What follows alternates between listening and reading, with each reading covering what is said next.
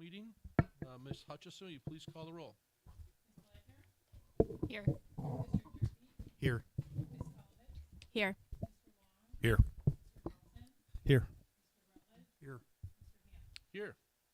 Mr. Paulson, would you lead us in the pledge?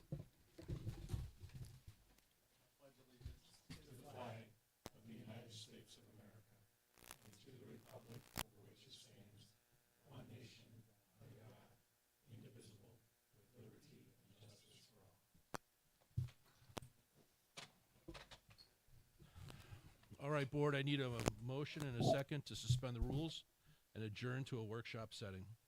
So moved. Moved by Mr. Paulson, Second. second by Mr. Long. Ms. Hutchison, will you please call the roll? Yes. Yes. Yes. Yes. Yes. Yes. Yes. Tonight we have our comprehensive school safety report out. Dr. Schuler?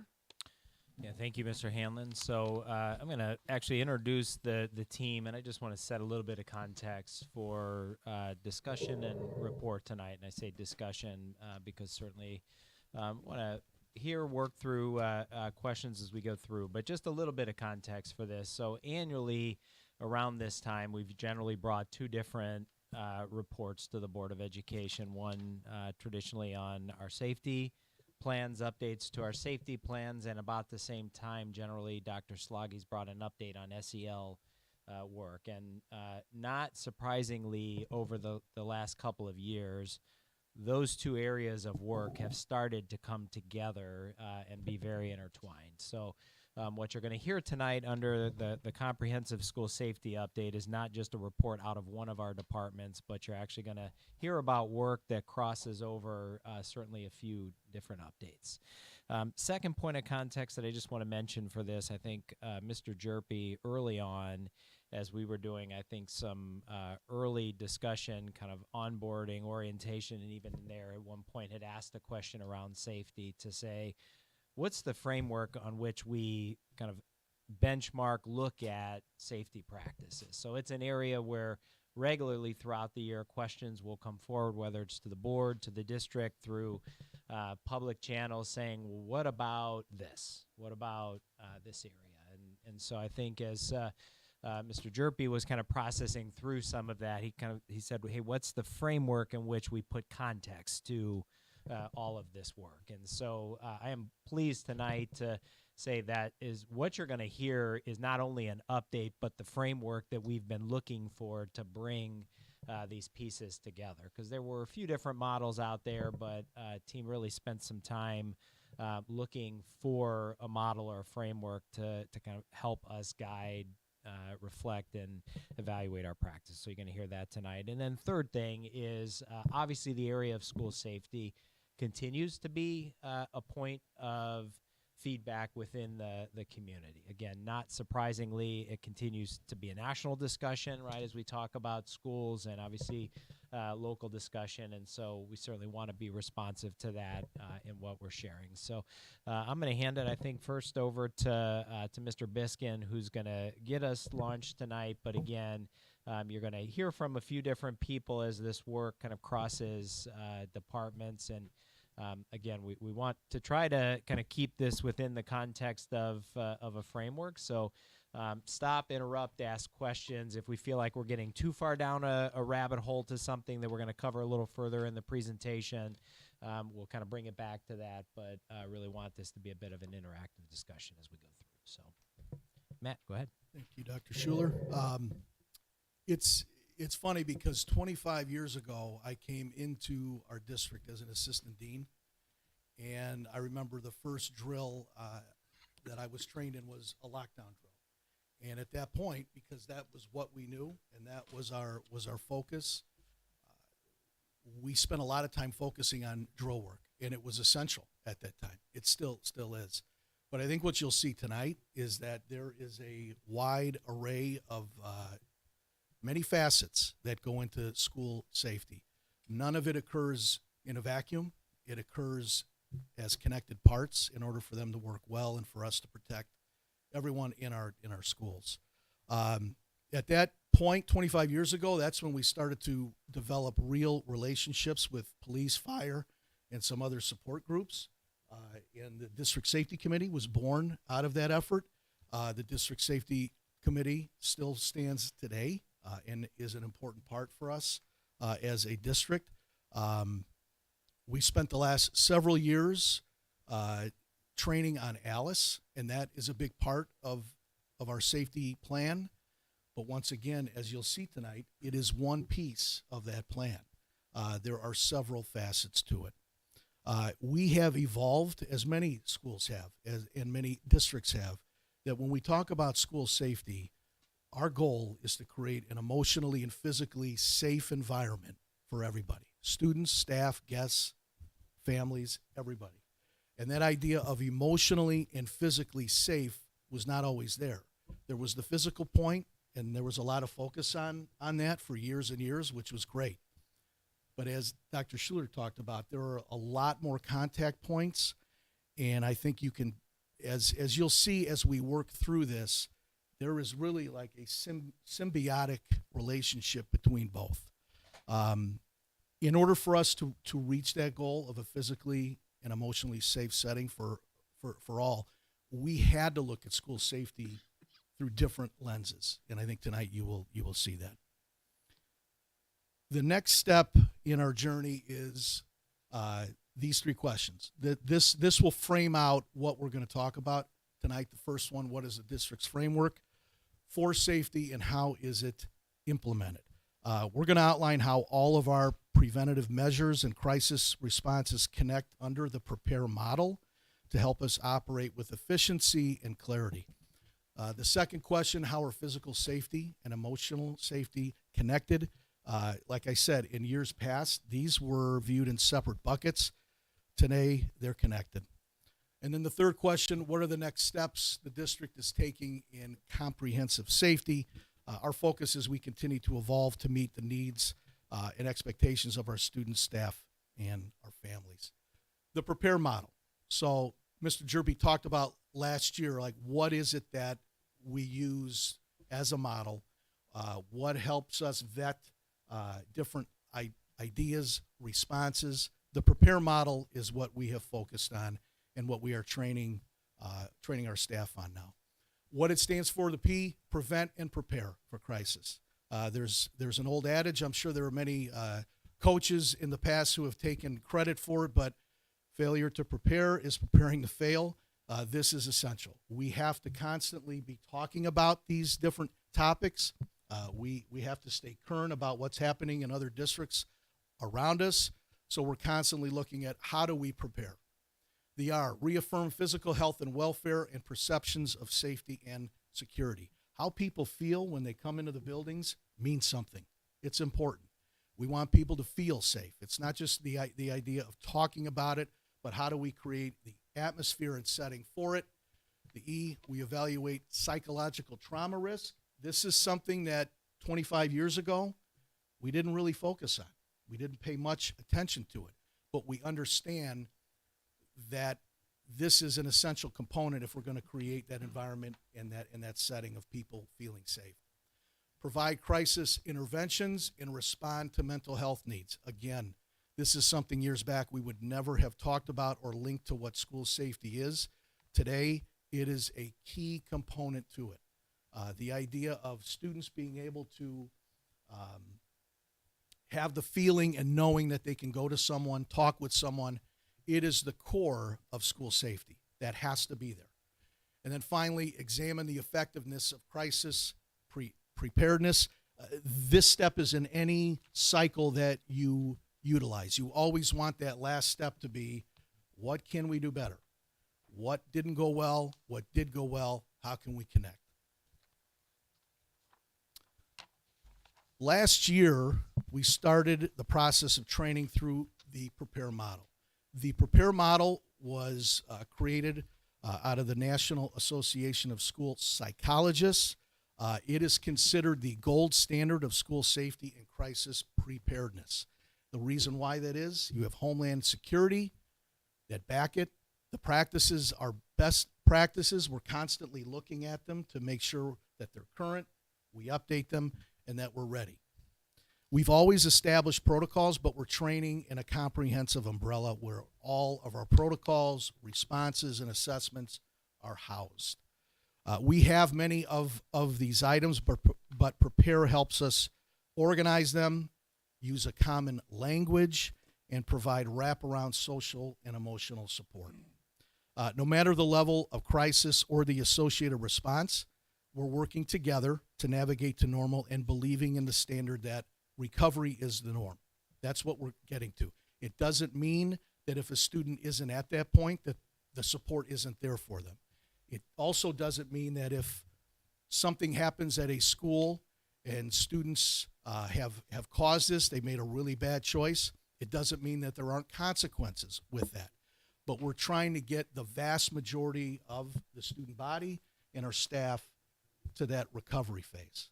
And we want routine and be running those in an effective way. We want to always get back to that, no matter what the level of the crisis is. The Prepare model provides us with a roadmap in order to get there. In the past, like I said, we separated SEL and safety, and I think tonight you're going to hear from multiple people as to how they do connect. Yeah, so if you look at the comprehensive framework outlined in Prepare, the way that we're going to actually present this evening, there's some rhyme and reason to it. So we are actually going to take each of these components that you see underneath our safety plan and break them out and speak to them individually. But the flow in which we're going to do that, I want to be able to explain why we designed it this way. And you'll see all of those components over to the left side or right side, depending on what side you're looking at here, outlined and numbered 1 through 10. And numbers 1 through 3, the reason for that flow is we're starting really in the like physical safety, anything that you would think of from a school security standpoint, hazard standpoint, starting even with our people. Those are all of those pieces of numbers 1 through 3. Mr. Viskin's going to be talking about those. And then we're going to go with all of our preventative measures really in that emotional, psychological, mental health area with really numbers 4 through 5, even seeking into number 6 with our school disciplinary policies. And then numbers 7 and 8, we know that even with the best preparation, a crisis can happen, right? So we want to make sure we have a very thorough crisis plan. We'll talk about not only crisis plan, but what is the response and communication within a crisis, right? And then end with, all right, crisis has happened. How do we assess the impact, the psychological impact, the trauma impact, to make sure we're ensuring safety for all kids and that feeling of safety and recovery, really through a tiered approach of crisis intervention. So there's a flow to this around preparation in the physical and emotional space, crisis preparation, but when crisis does happen, what is our response? So that's how we're going to flow through this, really essentially hitting on every single one of these components as we go through. The first topic that we will talk about is employment screening. I've always said, as a principal of a high school and in my current role now, hiring outside of safety, hiring the right people is essential. And then once you hire those people, you have to make sure that they are the right people.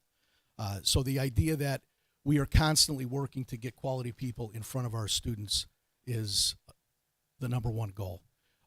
When we go through these topics, at the top or near the top, there'll be the board policy that coincides with it. That idea of when our kids walk into our schools, they need great people to make them feel safe and secure. That is essential. Just to kind of give you a glimpse into like what I would look at, and I think what we talk to our building leaders about, like we want to hire people that have created experiences to work with students. It shows a commitment. It shows that they are dedicated to it, and they want to work with students even before they get to us. Our hiring practices are very thorough, from background checks to the questions that we ask every candidate. There are some common questions, but there's also questions that are unique to the building and to the level. But throughout that process, those questions, the interview process itself is to find the absolute best candidate that can impact our students in a positive way. And again, excellent, dedicated staff that we want to connect with kids. that idea or that belief that I talked about in one of the first few slides, that we want our students to be able to trust the adults in the building so they feel safe. It's essential. It's paramount. That's what creates a safe feeling for everybody. There's a quote on the bottom of this slide, and this came out of one of the meetings that we had with some of our students at the middle and the high school levels about safety and what makes them feel safe, what gets in the way. The adults in this school make me feel safe. That to me is about as good as it gets. I think if you're a staff member, if you're a principal, you take great pride in that. The adults in the school make me feel safe. Matt, can I interrupt with a question? Sure. Is that okay? Yeah. Is that fine? So we fielded some questions, so this is where this is coming from. What is our process for background checks for contract employees? So as a requirement, unless you want to take this, as a requirement for them to work, they have to run them through the background checks that we have to also. They're the ones in charge of that, though. They then let us know. Yes, the company. Yeah. Yep. And then they And once they're clear, that right? it's been done. Yes, we have to get verification from them so we can then bring them in. A related question. I know with our employee background checks, it's perpetual. It's not a one and done. If an enumerated offense is committed, we'll be notified of that. Is that the same with the contract employees, or do we know? That is correct.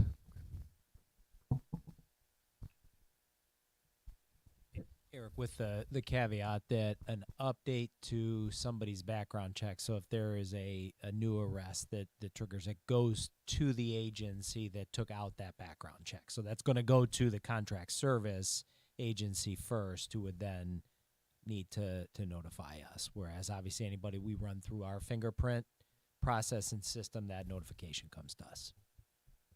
And we're confident that all of the agencies we work with would notify us.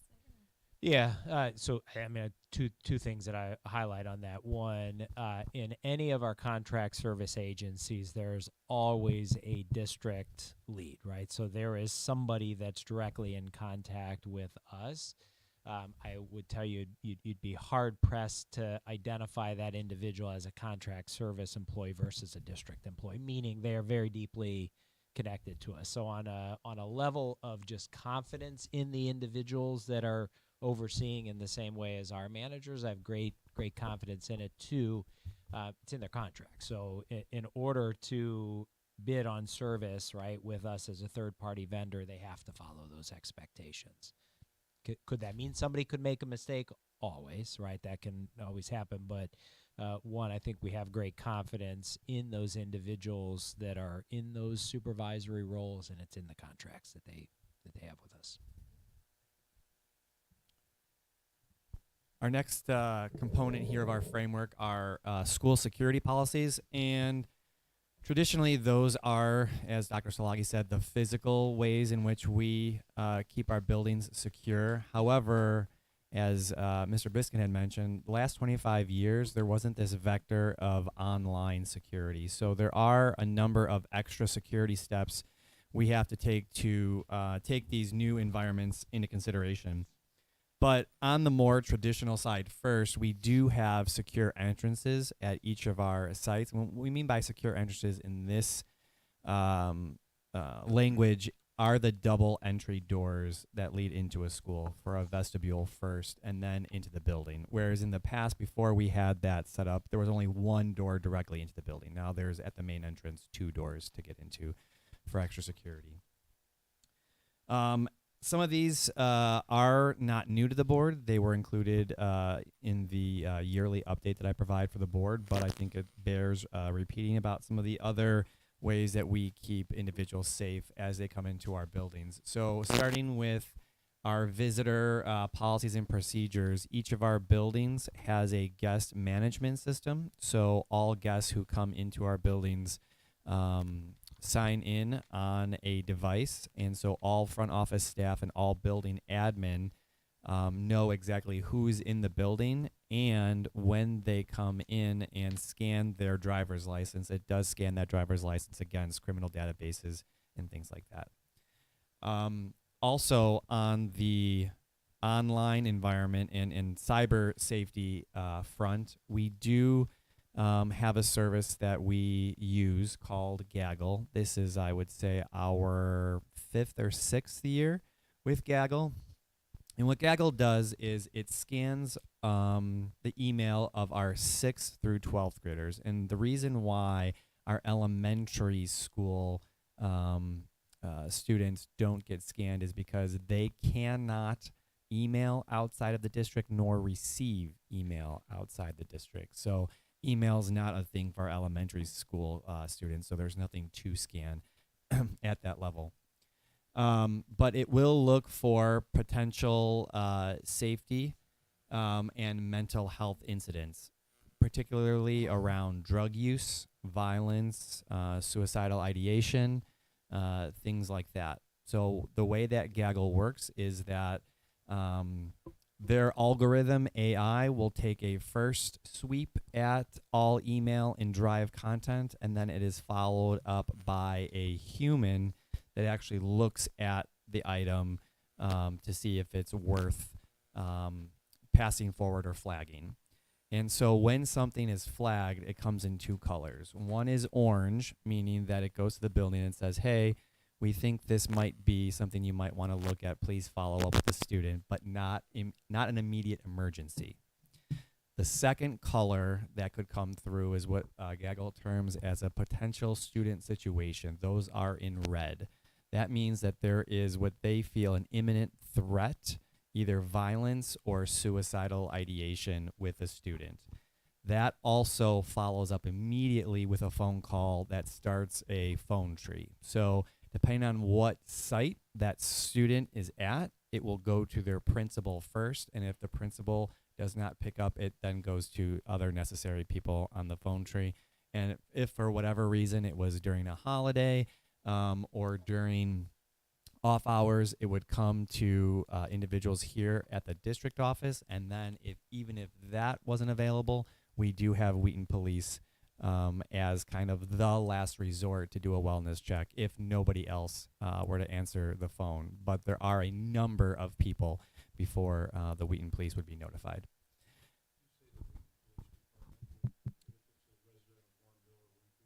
Great question. So a lot of school districts obviously span multiple municipalities. Gaggle, though, can only contact one municipality. So Wheaton has agreed to, if a student lives in Warrenville or another part of the district, that they will contact the corresponding municipality to let them know for a wellness check.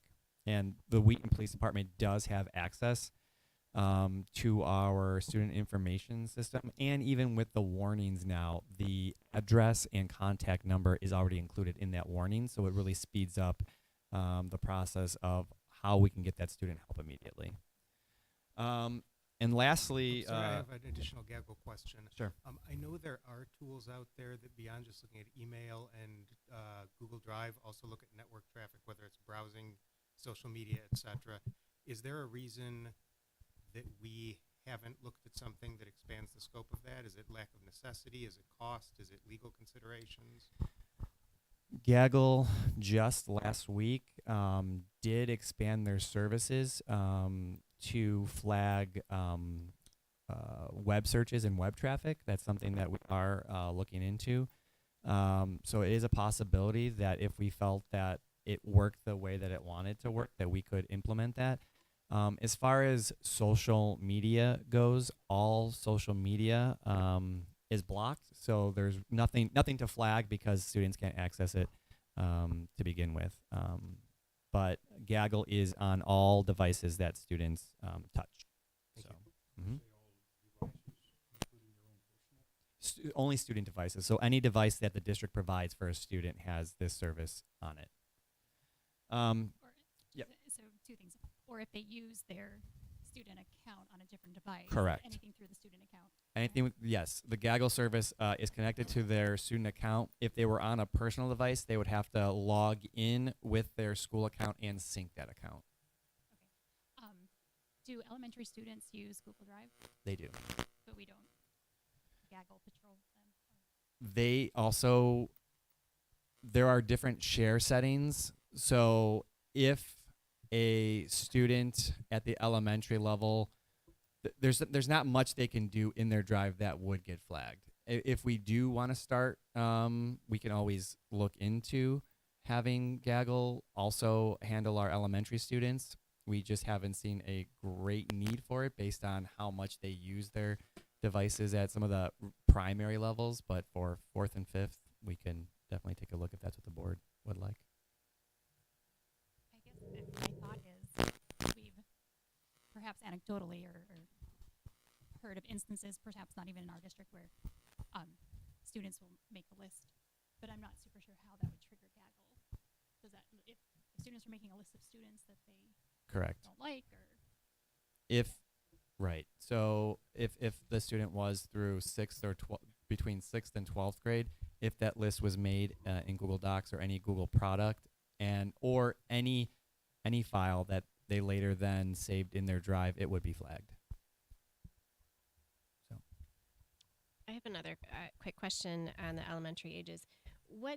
We have another software program that tracks their web traffic. What is Correct. that, and are there So sort of we safety do- flagging features in that? So that's actually related to the first bullet point under cybersecurity. So that is our content filter. So all devices also have a content filter, and it is very strict, the strictest levels, especially at our elementary level. So it blocks all social media, mature adult sites, anything sensitive that we would not want put in front of a student would fall under that service called Lightspeed. And so in that segue, in that new vector of cybersecurity, not only do we have this content filter Lightspeed, but what's really started to gain traction in our district is that we're now partnering more and more with our families, because Lightspeed now has the ability for parents to take an active role in monitoring what websites students are going to. So that's really helped, having parents as partners in trying to curb any type of behavior that we would want to curb around proper use of devices.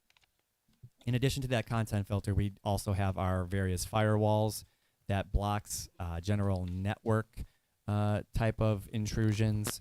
So not just bad websites, but any bad actors that would try to gain access to our network.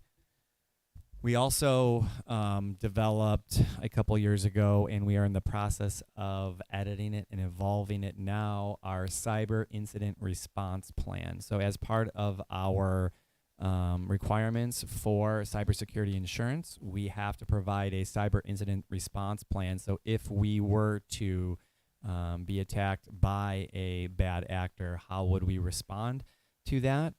There is a service called CISA that is in conjunction with Homeland Security that is working with us to reevaluate and improve our cyber incident response plan. You've heard me talk about SOPA requirements that keeps data safe. So any third-party piece of software or web tool that we use, we have to have an agreement with that vendor that if they are collecting any personally identifiable information, that information stays with the vendor and is not used for sales purposes or any other purpose other than the educational nature for which the tool is intended. And it also places an onus if that vendor were to ever have a data breach, they have a requirement to let us know in a timely manner that potential student information might have gotten out.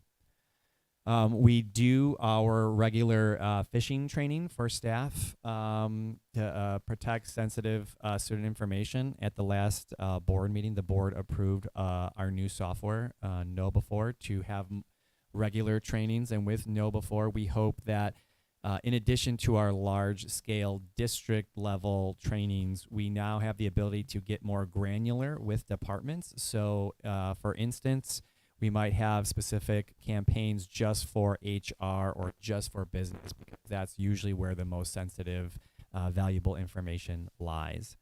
And then lastly, our digital citizenship efforts to keep students safe online. Safety is a very proactive measure, right? We want students to be able to own what they are doing and how they are behaving online. And so we have done some work at each of our levels to help students with those skills.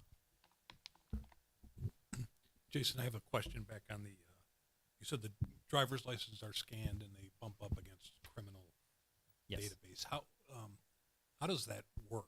You know, if somebody had a recent arrest for a DUI or an assault or something, if it's going to provide alert, what's going to happen? Yeah, so Who's going to have to take action? right. So what we have been telling all of our buildings, so if the front office staff has somebody come into the building where it is flagged for a match against one of the criminal databases, that staff member goes through each of the potential matches and looks to see if it's an actual match.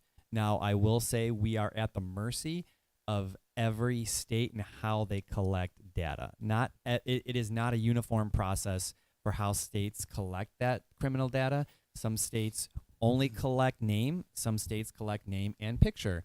So if an Ian Smith or a John Smith comes in, and there's lots of John Smiths, but a certain state only collects names, it's very hard to know if it's a legitimate match. So what we've told our buildings is do your best, but if you are sure that there is a match, the first thing they do is let an administrator know that there was a match, and that administrator would then handle that situation. And how quick is the response when a driver's license is scanned? Almost immediately. So every service in their guest management service partners with a third party. So it's this third party that's collating all of the data from all the states, and then it's kind of baked into the tool. So, you know, to Mr. Jerby's question, like if somebody were to commit a crime, you know, a week or a month from now and everything's okay right now, it's all dependent upon how soon that gets into the system for it to be flagged.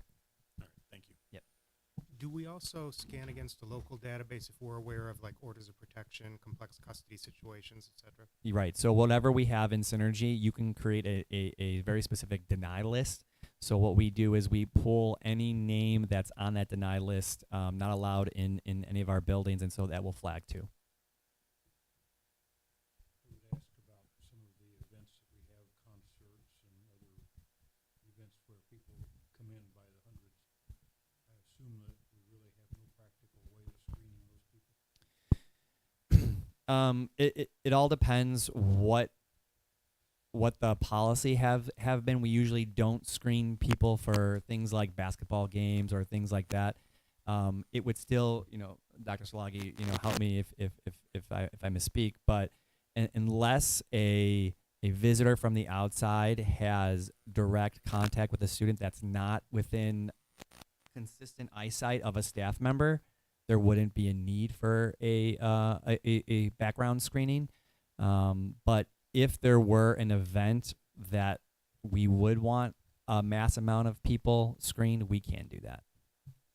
Yeah, it would take some forethought and some work on the back end, but there is a workflow within our system to do that. Thank you.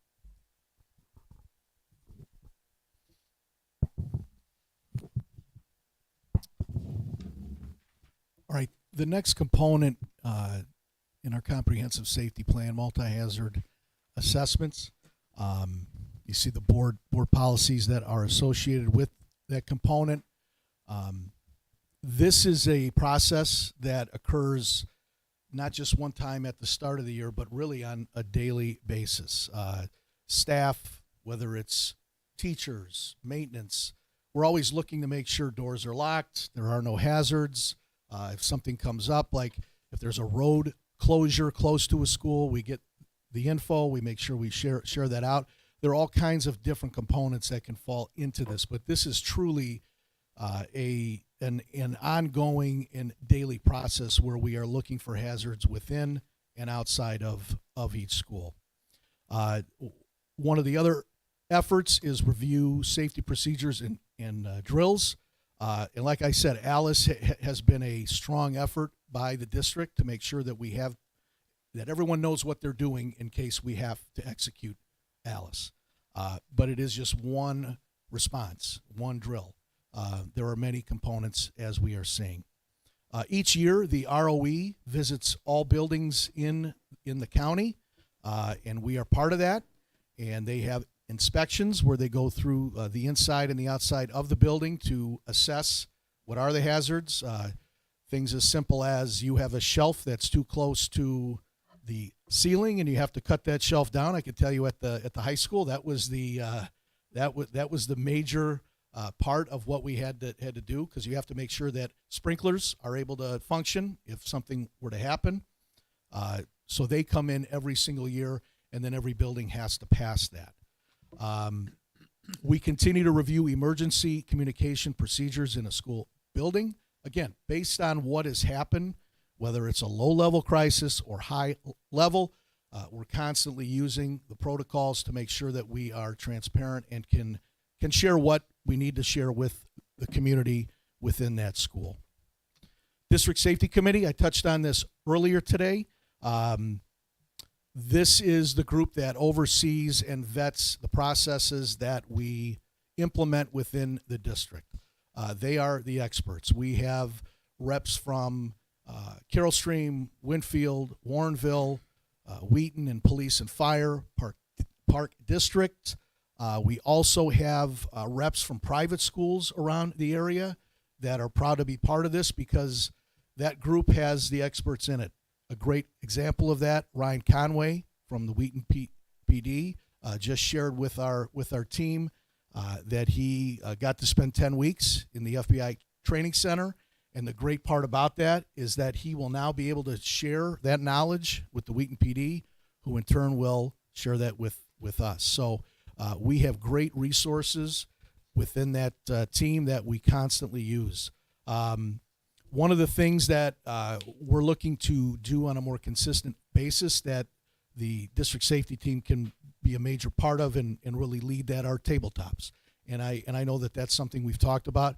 Mr. Kish and I were lucky enough earlier this school year to participate in probably the best safety training that I've ever been part of. It was a comprehensive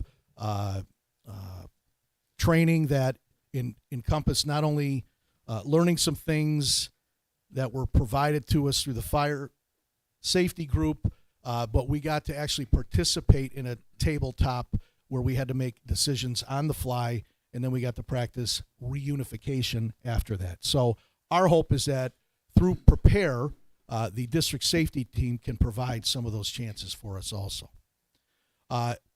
Last thing I wanted to share in this component, I had heard this at a conference that Mr. Kish and I went to earlier this year, and then Dr. Schuler and I heard it again at LUDA this past year. And Homeland Security and FBI have stated that schools and school districts, if they can keep their focus on these three things: lock your doors, number one. Make sure that your building doors are locked. Seems very simple. And for smaller buildings, it probably is a little easier. The high school level, especially after school's out with so many things going on, it is more of a challenge. But during the school day, lock your doors. Make sure that that's done every single day. The second component, know your kids. And I think we do an excellent job of that. We put full efforts into that every single day. As you saw, it's a key component of who we hire and why. We want people that connect with kids, and if they're able to do that, they have a much greater chance to know their kids. The Trusted Adult Survey, I think, bears that out every single year. We have the vast majority of students that connect with at least one adult in the building, and the great part about it is if there are students that don't, then leadership within those buildings have discussions with those students to try to connect them with someone. So that's knowing your kids. And then the third and final one, execute your safety assessments. Risk of harm to self, risk of harm to others, response to crisis. Homeland Security and FBI state if schools can focus on those three things, you're in great shape. So this is something that I think we continue to do. Do they have a standard list of what safety assessments schools should have? So you mentioned the risk to harm, risk to self, and I can't remember the third one, I'm sorry. But is there a standard list? Yeah, risk of harm and risk to self are really the two major ones in the safety component. when you also think about assessments separate from this, not speaking to FBI or Homeland Security, there's obviously other assessments that you can utilize on some of the other things that Mr. Biskins talked about around physical safety, auditing different areas of the building, things like that. But regarding to what Mr. Biskins talking about, I believe it to be risk of harm to others, risk of harm to self. Just to touch on that point, the Prepare model has building and physical safety assessments that we can utilize throughout also. We've been talking a lot about physical plant things, technology, and we're probably we're gonna get to students here shortly. But before we go there, can we talk about two things? One is, can each of you, maybe Jason and Joe, and talk about how do we stay abreast of what's going on? Like what are other districts doing? What else is going on out there? How do we stay aware and up to speed on what the latest is? That's my first question. And then the second one is a little more specific around, we've talked about in building. Well, what about, can we talk a little bit about transportation and and that's a little grayer area, right? On buses and things like that. I'm just kind of curious how that plays in this. We haven't really talked about that yet. So two-part question. Well, I think to address the first part of your question, with me being new to this role, I've leaned on our whole team, but Joe's been great, and his knowledge base is awesome. John DeSanza, Tracy Burnham, they've been essential in guiding us and training our staff in the new Prepare model. So I've talked a lot with them, but from a professional standpoint, I've tried to talk with a lot of people outside. I've gone to 3 or 4 different conferences this year. We're on listservs where we get news each day when something happens, and you've really got to filter through that because if you just constantly are reading about safety issues, it can start to really weigh on you. But that's how I'm staying current with it. I don't know if any of you want to speak to that also. I've been part of the safety committee for 20 years, and a lot of it is just relationships, including right here in our own community and district. There are so many first responders, FBI agents. They've been in talking to the safety committee. Matt and I are both part of the county committee. But it's networking and relationships, and one of the things of being essentially in the same role for 20 years, got to meet a lot of people along the way that have helped us out, and vice versa. Jason, I'm kind of curious. I'd say probably my my biggest source of information, how to stay up to date with security and safety. So everybody that is in my role, not only in Illinois but nationwide, is often part of a national organization called COSIN.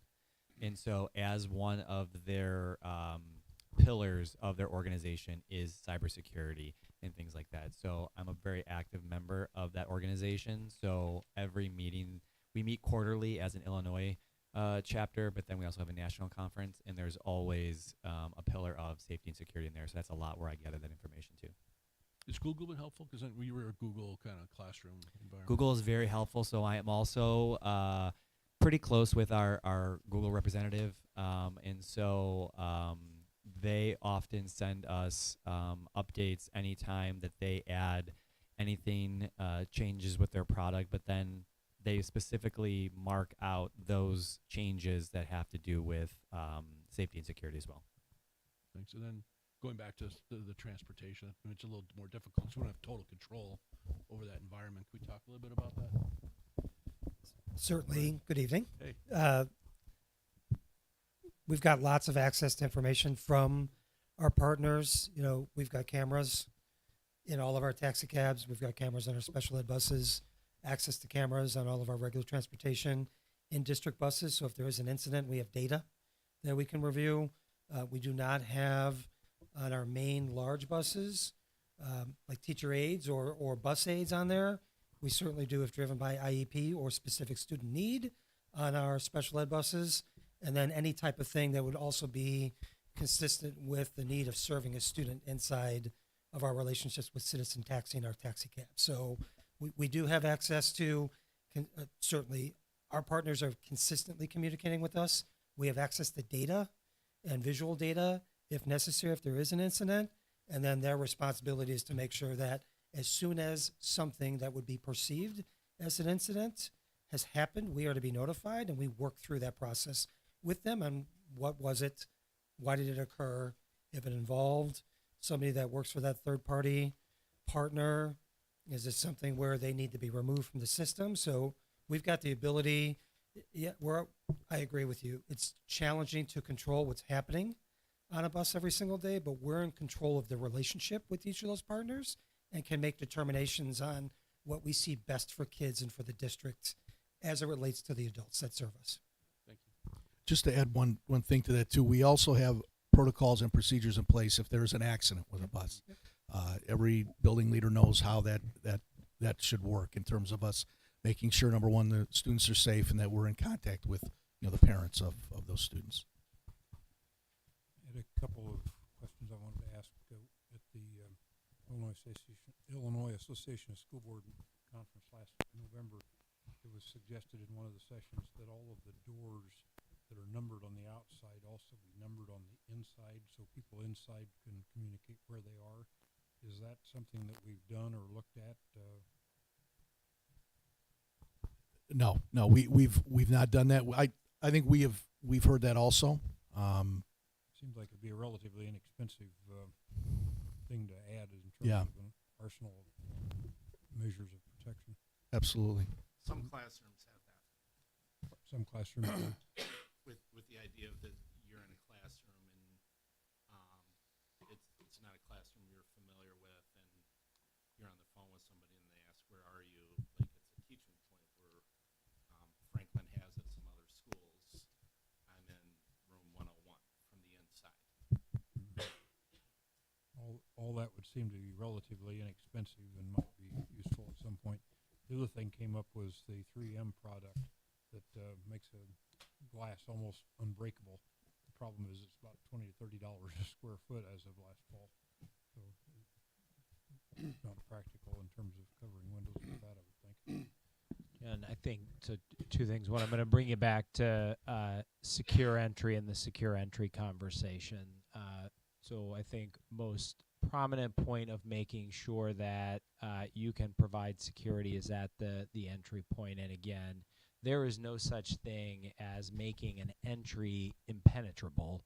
The goal is to make sure that you would slow down somebody with intent to do harm, that you can slow down their access enough so that you can do two things. One, contact first responders and get help. Two, execute your protocols inside of the building to make sure that classroom teachers and those responsible for students can implement their protocols and get doors locked and get kids inside of that space. So for us, I think the more prudent investment was in actually building the two-phase entry point rather than focusing on the 3M film. Actually, the board invested pretty significantly in those secure entries after 2017 to do that. And so I think you've already taken a really significant measure that, in my opinion, at least right now, I think is the more prudent of those two investments. Not to say that glazing might not be helpful at some point, but you also have to recognize you got an awful lot of glass on the outside of a building at ground level. So I think if that were something that you wanted to move down, that is a really significant envelope investment. And I agree with that completely. It's just that I have heard comments out in the public that I think that maybe this forum is a good way to let people know that that can work, but there are better ways to solve the problem. And I have a question about 3M glass. Oh, don't interrupt it. If it's put on so that someone can't get in, does that also preclude someone from getting out? It would make it more difficult, certainly. So like if there was a fire and you try to break it. Make it more difficult. I would also look to our safety teams to guide us in that conversation as well, right? I mean, what do I really know about these things? They're I so think it's complicated. Actually, Rob, I think it's a good point. And I think when that question was first raised, gosh, almost 9 months ago, I think, from a few folks within the community. That's the first place I went to, was to our safety committee, and some of those first responders who reminded us that's where we made the investment. It was in the double entry, and that is a far more prudent. So there are some schools, even some private schools around us, that moved to the 3M film, but they don't have the secure entry points that we have. So, Just a quick question. I think before we leave the first three topics, which are under the physical side, I gravitate to the physical side. It's a little light on kind of the building components, other than the secure entrances. I noticed this other worksheet here about security priorities. I don't know if there was. Are we going to talk about this list? It's kind of related. Is that later? later. Okay. And the other thing that I would say, and this is certainly premature, but in terms of our safety committee, if we get down to that point, I think reviewing our middle school plans, separate topic in the district, but I think that's going to be a very critical component of that overall program, and certainly one of the lenses we need to pay strong attention to in developing those plans. But again, that's down the road, but maybe flag that.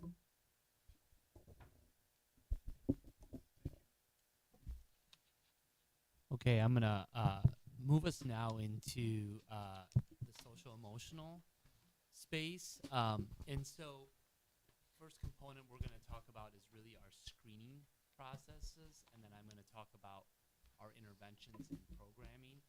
Part of a comprehensive safety plan actually includes multi-tiered academic and emotional screening pieces. Because Mrs. Murphy's done such a great job presenting a lot of academic presentations this year, we're not going to talk about the academic side of it. I'm really going to focus on the social emotional side. So the first place that we're going to start actually is in our screening processes. So when I use the term screening process, I'm using this term right out of Prepare, but the way that I would say is this is really any assessment or data piece on the front end that we're using with students, meaning for the majority, all students at a certain grade level would be exposed to the screener. We'd have information on that. This is separate from the risk of harm screeners, because those are really mental health procedures. I'm going to talk about those separate. Okay. So why is this important? Any of these screeners really tie to, is a kid well? Are they doing well? At least it gives you an initial temperature check, right? It doesn't tell you the whole story, but a screener is meant to give you a little bit of information that says, hey, we're doing okay, or we may need to dig deeper, right? So I want to walk through what those screeners are that we utilize within the district. The first is our Trusted Adult Survey. We do this 2 times a year. The question we're trying to have answered is, does the student have a trusted adult in school? I will tell you, clearly this is in our conversations with student leadership groups at our middle schools and high schools, unequivocally they have said the number one thing that makes them feel safe is having a trusted adult in school. The majority of conversation with our students when we ask about safety is focused on that, not because we're taking them there, but because they take us there, and they actually stay on that topic quite a bit. Two other pieces of data, or one piece of data that's related to that, is our co-curricular mapping. So again, that's connected to a student being well, because when a student's connected in school through an activity club or any of those pieces, they're usually more emotionally well, right? And they're more apt to be safe and demonstrate safe behavior within school. Attendance monitoring has become significant for us. This year, we have a 5-lab system that gives us on-time real data. So we monitor that really closely. I'll talk on our next slide about the interventions that we use, and we have an attendance improvement plan. It's pretty significant and thorough to help us monitor that data. As I go through here, what you'll actually see is I've even layered these in tiers. We're going to get more significant as I go down on the list. The fourth one there you'll see is ASQ. This is a screener we do with our preschool and kindergarten parents before they come to kindergarten. So actually starting right around May, June, July, this is a valid and reliable screener that we ask our parents to complete. And really what it's getting at is, does the student have behavioral concerns entering preschool or kindergarten? Why is that important? It allows us to be prepared to better serve the student around potentially risky or unsafe behavior. SABRS is something we do at our elementary and middle schools 3 times a year. This is completed by our teachers, and it is a screener that measures social, academic, emotional, behavioral, at risk or not at risk behaviors. And so really you're trying to answer the question, is the student at risk for social, emotional behavior? New this year, you'll see I have up there EWS review. That stands for Early Warning System. I mentioned earlier that we have a data system now called 5 Labs. Within that data system, our early warning system actually assigns a criteria to attendance, discipline, and academics. And so Mr. Biskin and I go around quarterly to each of our secondary schools, and as a part of that process, we review the early warning system for students. So you're able to make sure, really goal of that is to make sure proper intervention and programming is in place for students that may be at risk. And the last screening that I put on there is our BSAD. This is a part of our Signs of Suicide program done in our 8th, 9th, 11th, and 12th grades. At the conclusion of that Signs of Suicide lesson, students take the BSAD, which is a brief screening for adolescent depression, and that is screening for at-risk behaviors associated with depression or suicide. Is this all done at a school level or a district level? School level. And so when we have students either transfer between schools or progress from middle to high school, if there was something that was flagged in, for instance, the EWS, is that information brought to the next level so that teachers can help support a student who maybe has certain risks? Sure. So internally now we have a 5 lab data system that's going to help with that. We also have articulation amongst grade levels, right? So at those transition points, it's something that I think we do well, but we've actually had a lot of conversation on how do we even do those articulation pieces better. And then certainly that student still maintains a record within the school system. So some of those things are student record that's permanent, some are temporary, but a lot of these pieces are carried electronically. So SABRS is in our FastBridge learning system, co-curricular, all of these, while they're done at the building level, they're all housed through electronic systems that are viewable internally, if that makes sense. Thank you.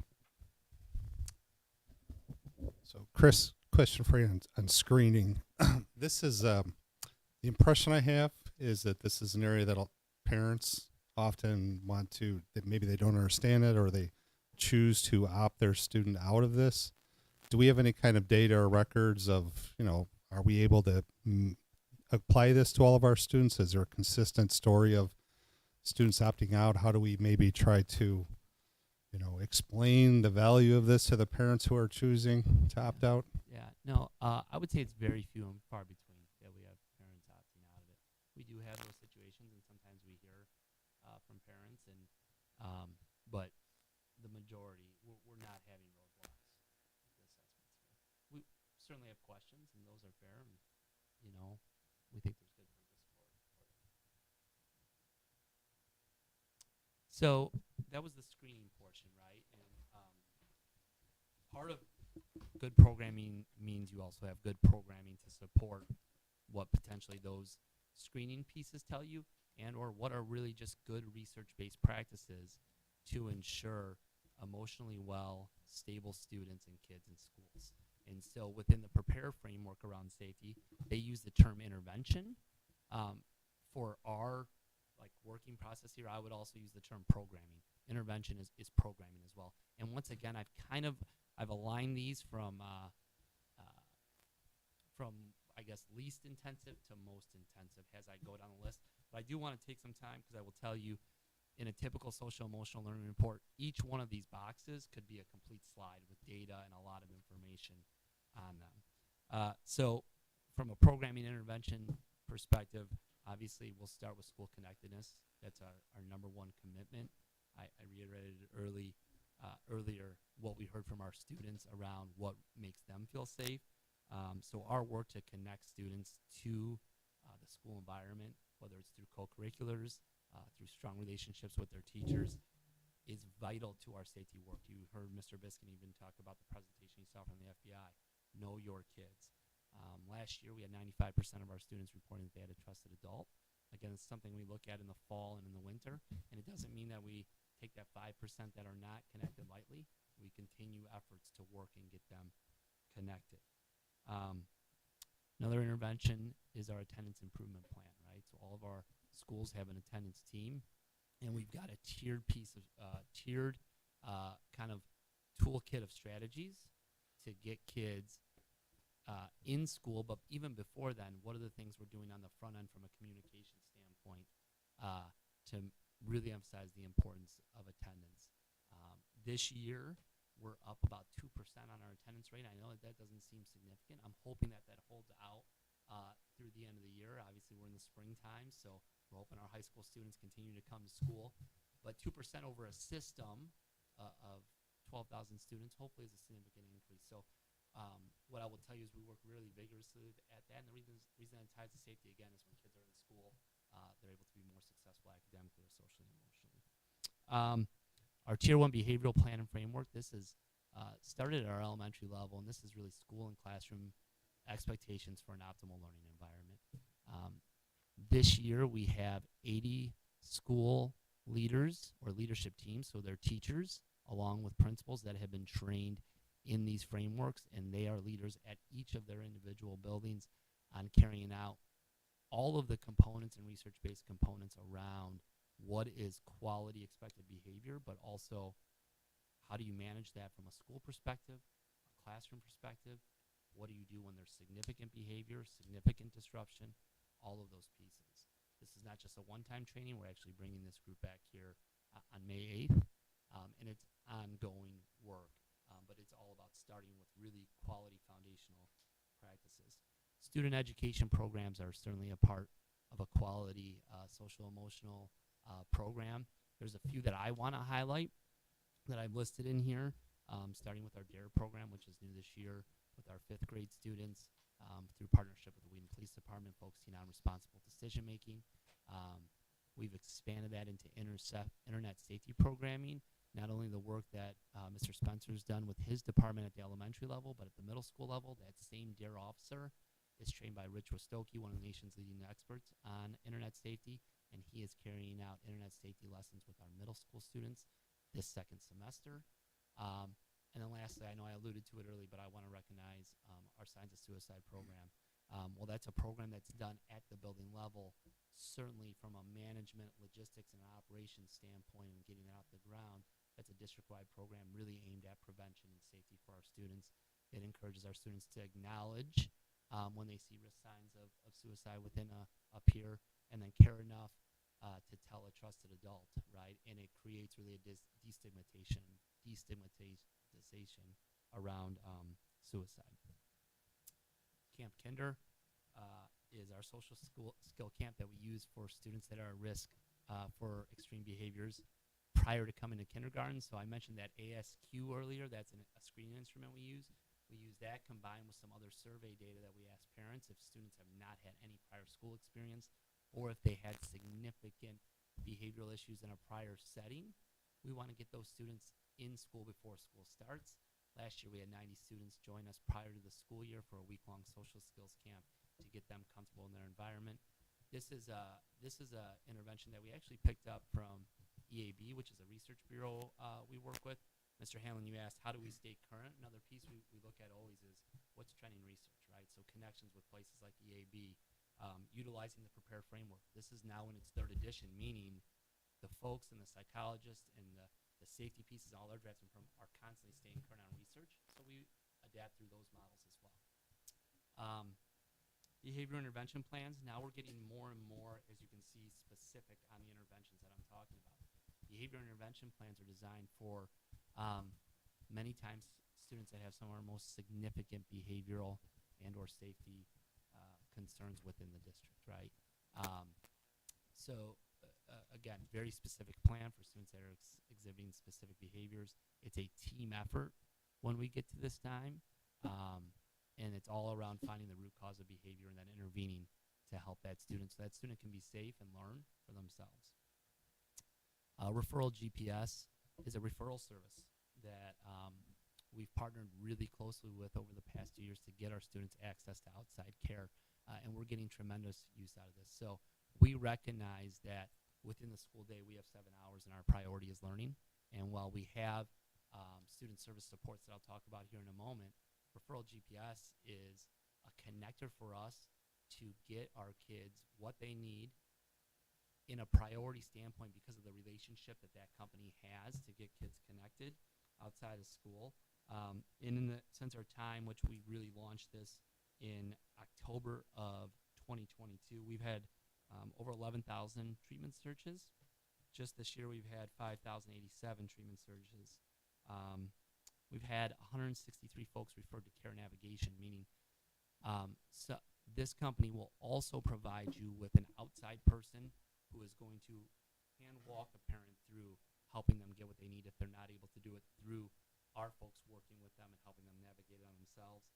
We also have what we would call a Referral GPS co-branded website on our school site that parents can use anonymously.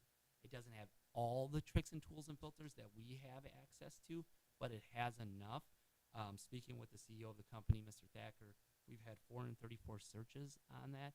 He said that ranks the highest of our comparable districts. So folks are certainly using that as well. We've had 217 this year, so actually half it's being equally used. So I don't see a drop off either. So, and just yesterday I was in a problem solving meeting with Mr. Biskin, one of our principals and one of our special education directors, and we were talking about the behaviors of a student and problem solving around safety for a student.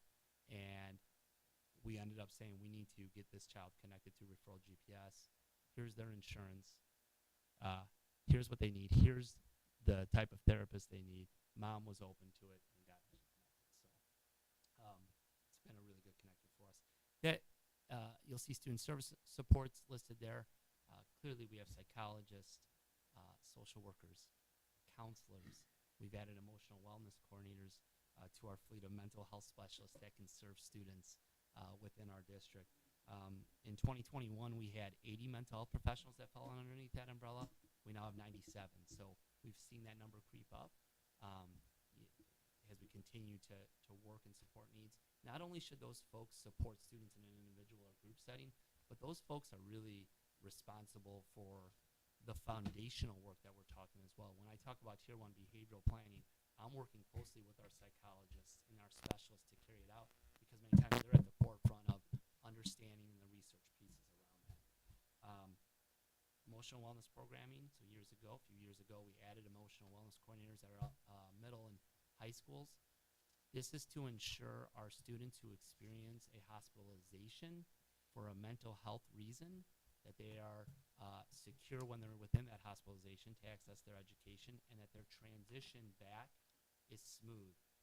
If that transition back is rocky, you're more apt to have a re-hospitalization or another event. These are busy folks. Our hospitalization numbers are stable from last year to this year, right? But those folks are certainly busy supporting the really intensive needs of some of our students. And I do put student discipline on here because student discipline is an intervention. We cannot ignore that when behaviors happen, especially unsafe behaviors, we need to follow our handbook. And we need to be really clear about expectations behaviorally. It doesn't mean it's not it doesn't mean it's the only intervention, but when discipline's combined with some of the other things I've talked about, you're getting a well-rounded approach to hopefully changing behavior. Okay, go back to that last slide. Just a question. I think this is kind of a dicey question. I'm not sure how I'm going to ask this, but student connectedness, the importance of a student connection to a trusted adult is something that we've talked about for years. I kind of feel like it's a little flat lightning rod right now that, you know, if the teacher has too strong of a connection to a student and that, you know, there's all these grievance issues that potentially could be, you know, filed. Are our teachers cautious about getting too close and being too trusted to a student in the situation they would need to be to have that connectedness? I'm not sure I'm asking the question the right way. I fear that the environment is causing maybe a little caution. And is that positive or negative? I can only speak to, I guess, what's most recent in my mind. And I guess I would say I'd speak to two things. First of all, our data doesn't tell us that, right? So we have kids saying, It does not tell us that. We have kids telling us that they're connected, right? When you have 95% of your students at a level, and that was a 6% jump from the year prior, kids are feeling connected. Two, in sitting down with our kids most recently over this past month at our middle and high schools, they're speaking to really genuine, authentic connections, whether it's with a club director, a coach, or a teacher. And when we ask, okay, so what is it, right? Like, tell us about that. You hear them say, you know what? This teacher starts the class 5 minutes and they're just talking with us, right? Maybe it's about what's going on, in sports, in activities, whatever it may be. But just having a mutual conversation and respect, you hear just that general piece happening. They take an interest in me, right? They just ask me, how was my weekend? Some of those things, and so they're getting to know kids in a caring manner. And I will say this: I really believe this. Kids of all levels, our youngest learners to our highest learners, they know when an adult is authentic and genuine, and when they're not. They can sense that. And so there's just that sense piece of teachers who really have the art of connecting and being good with kids, to us hiring those people and our principals having a sense of bringing those in. That connection happens authentically, right? That's why even to the part of, if a kid's not connected and we say, hey, why don't you, connect to this adult and make it work? Sometimes it just doesn't work for whatever reason. So that's a long way to answer your question. But I don't want to speak for all staff either, so I'm only speaking from my perspective, Brad. Just as a follow-up, so I've seen some beautiful relationships between students and teachers. Occasionally, I feel there's a concern, and it should be on our radar, that we need to still maintain boundaries. Like, sometimes there's a little bit too much casualness between students and teachers, and students don't always know to maintain boundaries. They will push boundaries, and so I think it's a fine line between being a trusted adult and, like, maintaining those respect boundaries. Yeah, That's a concern I agree. that I think we should be cautious of. Yeah, I agree, and I would expect our teachers to know that boundary. They are expected to know that about, right? 100%. They're professionals. They're trained. The I get your point, correct, Angela. yeah. But I'm trying to reinforce the other side of the equation, right? That I think you're right. There's a lot of beautiful relationships, but there's this profession. They're professionals. They're trained. We've always said where the key is the relationship between a parent, a student, and a teacher, right? The parent's the third leg in that stool, and I think that's just as important. Anyway, I'm just additive, not challenging, is my point. I don't know that Angela's question is all that different than mine. It's like there's such a fine line there, or the perception I have is there's such a fine line, and I don't know if that line's moved over the last couple of years. And I just worry about, the awareness of teachers. I mean, they're on the front lines, and I'm concerned that because of the environment, they're not able to create those connections. I don't know what to do about it. Because they need to maintain boundaries, Yeah, right? So right. we want connections, but we want boundaries. I'm just going to give a really little example, small example. Teachers collaboratively using profanity with students, like that kind of, for me, crosses boundaries, and yet it does occur. So I think we have seen beautiful relationships. We do see them, but sometimes boundaries are not always kept. And I guess what I would say is, an example students have given to us around what makes them feel connected to school, they've been positive and appropriate examples, certainly. And they're not major things. They're just passion for subject. A little bit of discussion at the beginning of class. Many times they spoke about their coaches because they have a shared interest. It's my basketball coach and I like basketball and they like basketball. We're already on the same page. So Yeah, I want to be clear. Like, I've seen every single example that you just gave beautifully, and amazingly. I think actually what all three illustrating and talking about, right, is there's always like a continuum, right, in terms of where you operate, right? So importance of connectedness yet realization that there have to be boundaries. And I think the concern is fair, and I think it's something we have to monitor to some degree as well. Angela, when you talk about even like classroom management and that space, right? There is space to recognize that when perhaps a student or a group of students are having a particularly challenging time, not being overly reactive to that in certain scenarios might mean things that you might look at and immediately say, boy, that's a boundary that shouldn't be crossed. Well, I've got to provide some space to kind of help to de-escalate a student and sort of get them into the space. So all of these things are right. I would point to that. So I think we have to have boundary. I think we have to continue to monitor early in the year. Really, the push that came to the board following some concerns were really, really specific concerns around make sure when there are issues or concerns that we're thorough in investigative procedures. We have kind of these real, detailed expectations, but the reality is there is some bounce to that, right? When we create a scenario where the impression is, as even an adult, that you can't potentially make any mistake without the immediate response being, that's it, you're done, right, out of the system, that's not healthy and safe for adults either, right? So there has to be space for this continuum of recognizing that we have to work hard to connect with kids. We have to understand that there are boundaries for adults. We have to understand that sometimes when that gets a little gray, we need space to work through that and kind of bring people together without, I think, sort of anchoring ourselves in either extreme, because I think the middle space where we have deep relationships, we problem solve together, we have good conversation when there's concern, that's where I think this work progresses in the most effective way. Every concern, I think, really valid. But, thank you. On the data of students that have a trusted adult, I know we use that to identify the students that don't and target them and see how we can get them connected. Do we also track data of teachers that maybe aren't chosen, and some of those examples that you gave of the teacher that just spends the first 5 minutes of class of just talking with students about, the class of coaching to identify those teachers? Yeah. So first of all, it's shared with the teachers. So those, one, we asked the kids, actually Dr. Schuler asked our students that we were talking to over this past month, do you think your adults know that you're their trusted adult? And they all, yes. Mm-hmm. But on the back end, they know it because it's been shared with them. So we had that.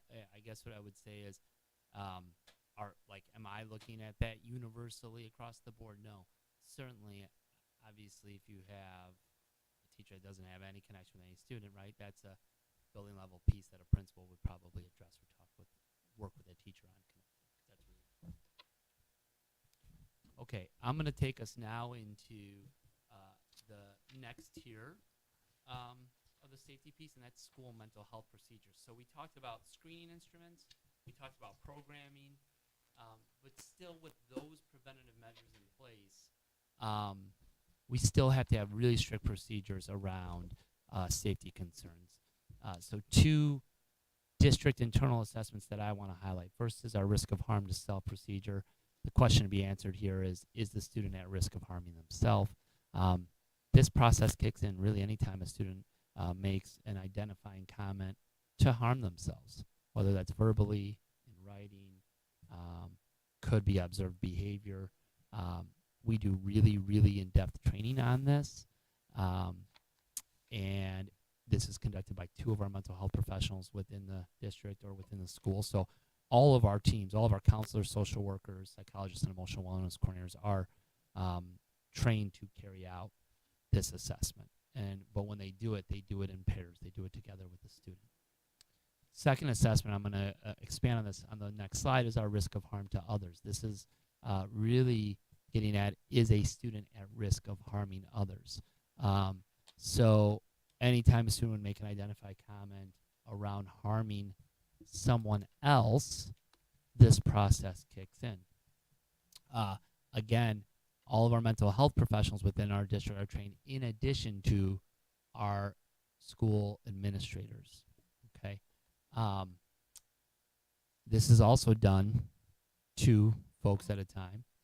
And if the threat is deemed to be very serious substantive, and I'll explain what that is on the next slide, we can utilize a safety evaluation.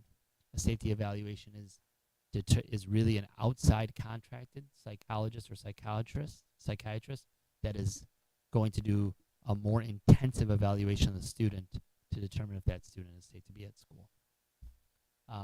And then clearly I've spoken about this before, but a part of all that is getting kids access to outside mental health supports, referral GPS being one of our more significant pieces.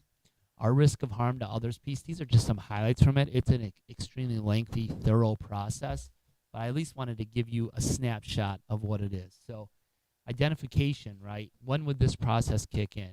Any time there's a self-disclosure of recent or previous harm to others, of thoughts of harming others, a disclosure to appear on social media or thoughts of actions related to that, and a student writing, right, related to others.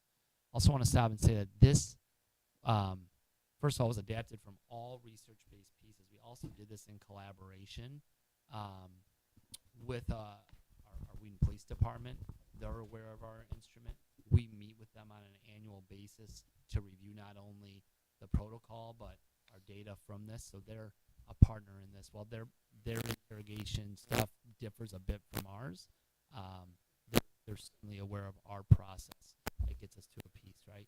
So in the assessment, there's 2 trained staff members, and there are different protocols depending upon where the threat is deemed out at. It could end up being transient. Actually, the majority of our threats are deemed transient. Many times a student may say something and redact that.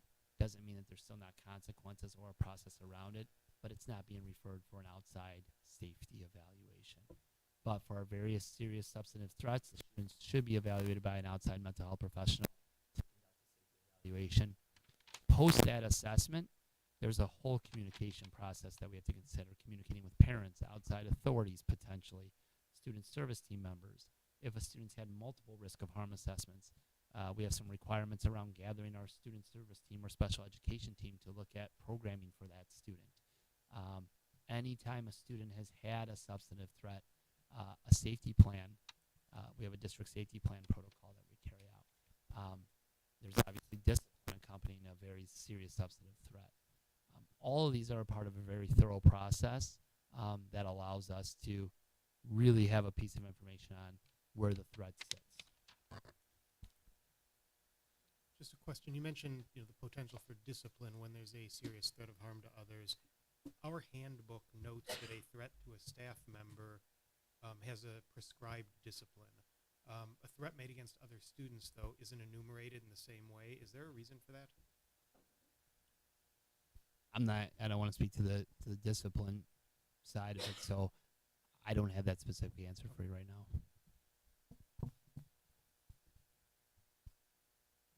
When there's the need for the safety evaluation, are the parents brought in at that point? And is there resistance on their part to getting into this? Yeah. Is this going to be viewed as a stigma on their student? Sure. So once we get to the level of a safety evaluation, one, because we're working with an outside district contracted psychologist, parent does have to sign consent for us to share that information. But typically, if a threat is very serious substantive, right, there's typically discipline accompanying that where the student's not in school. Typically, you're looking at an out-of-school suspension in most, and it has a stipulation upon return that's a requirement. So the student, while on their suspension, it could be pending that safety evaluation that it's incumbent upon that parent to get that safety evaluation, right? Thank you. I'm going to turn it over to Mr. Biskins for the final leg of our CL piece, but it actually starts tailing in again to school disciplinary policies. So.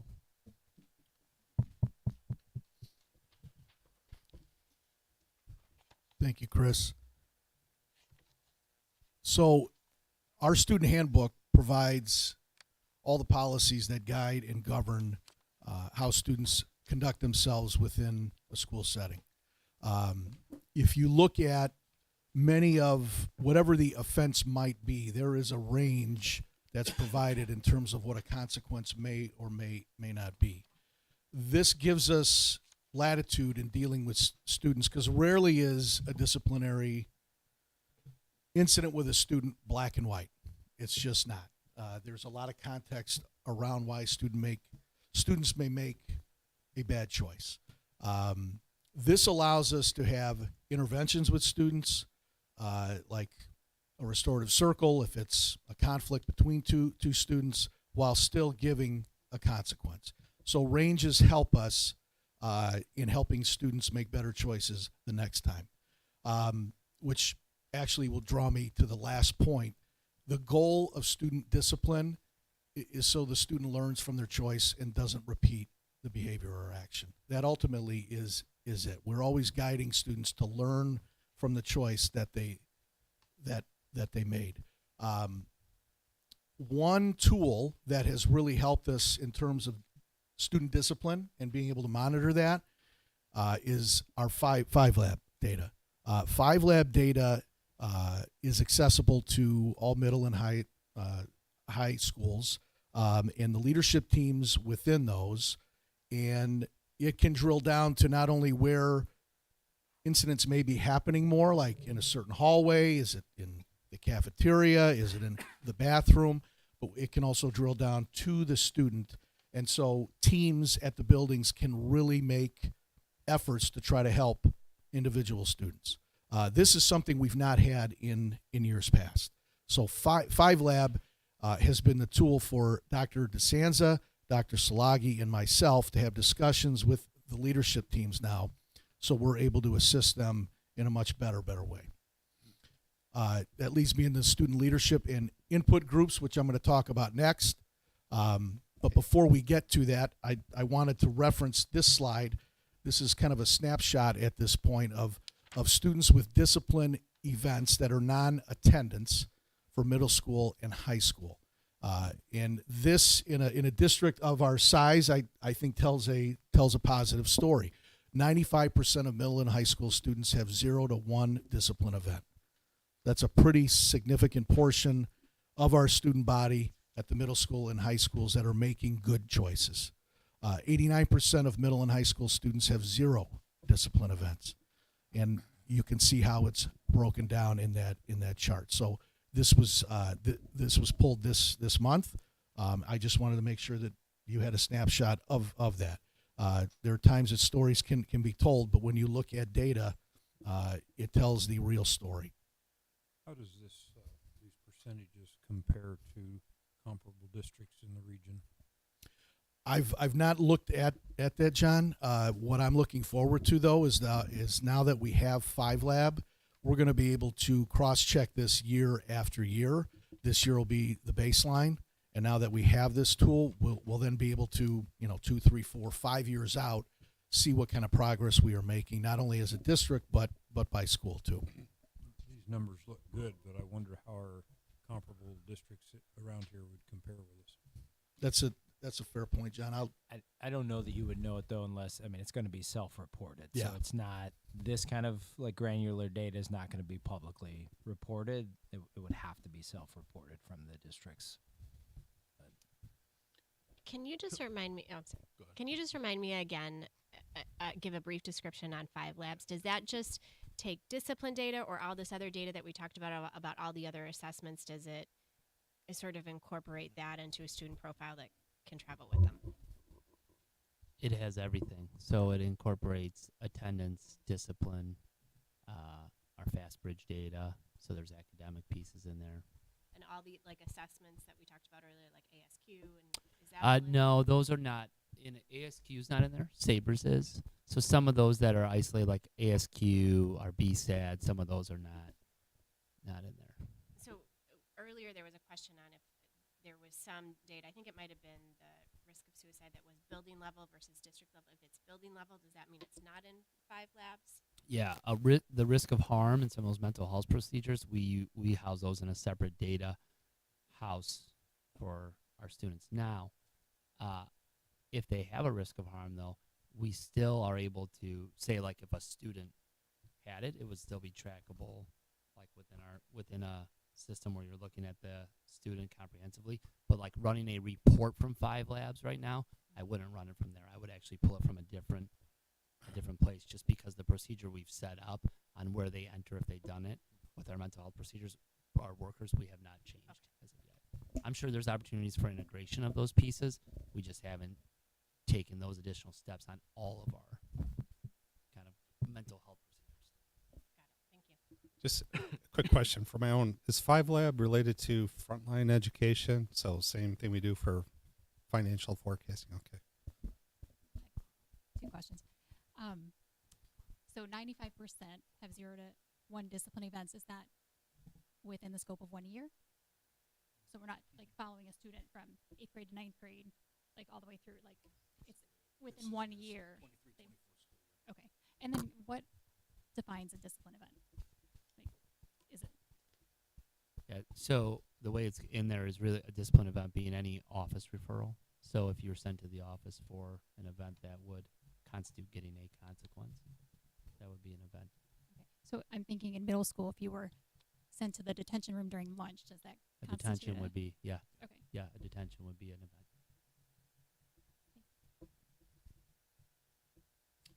This takes us to our next topic, district discipline support team. That is comprised of myself, Dr. DeSanza, and Chris, and we meet quarterly with middle and high school leadership teams. The purpose of it is to discuss and address the discipline of students.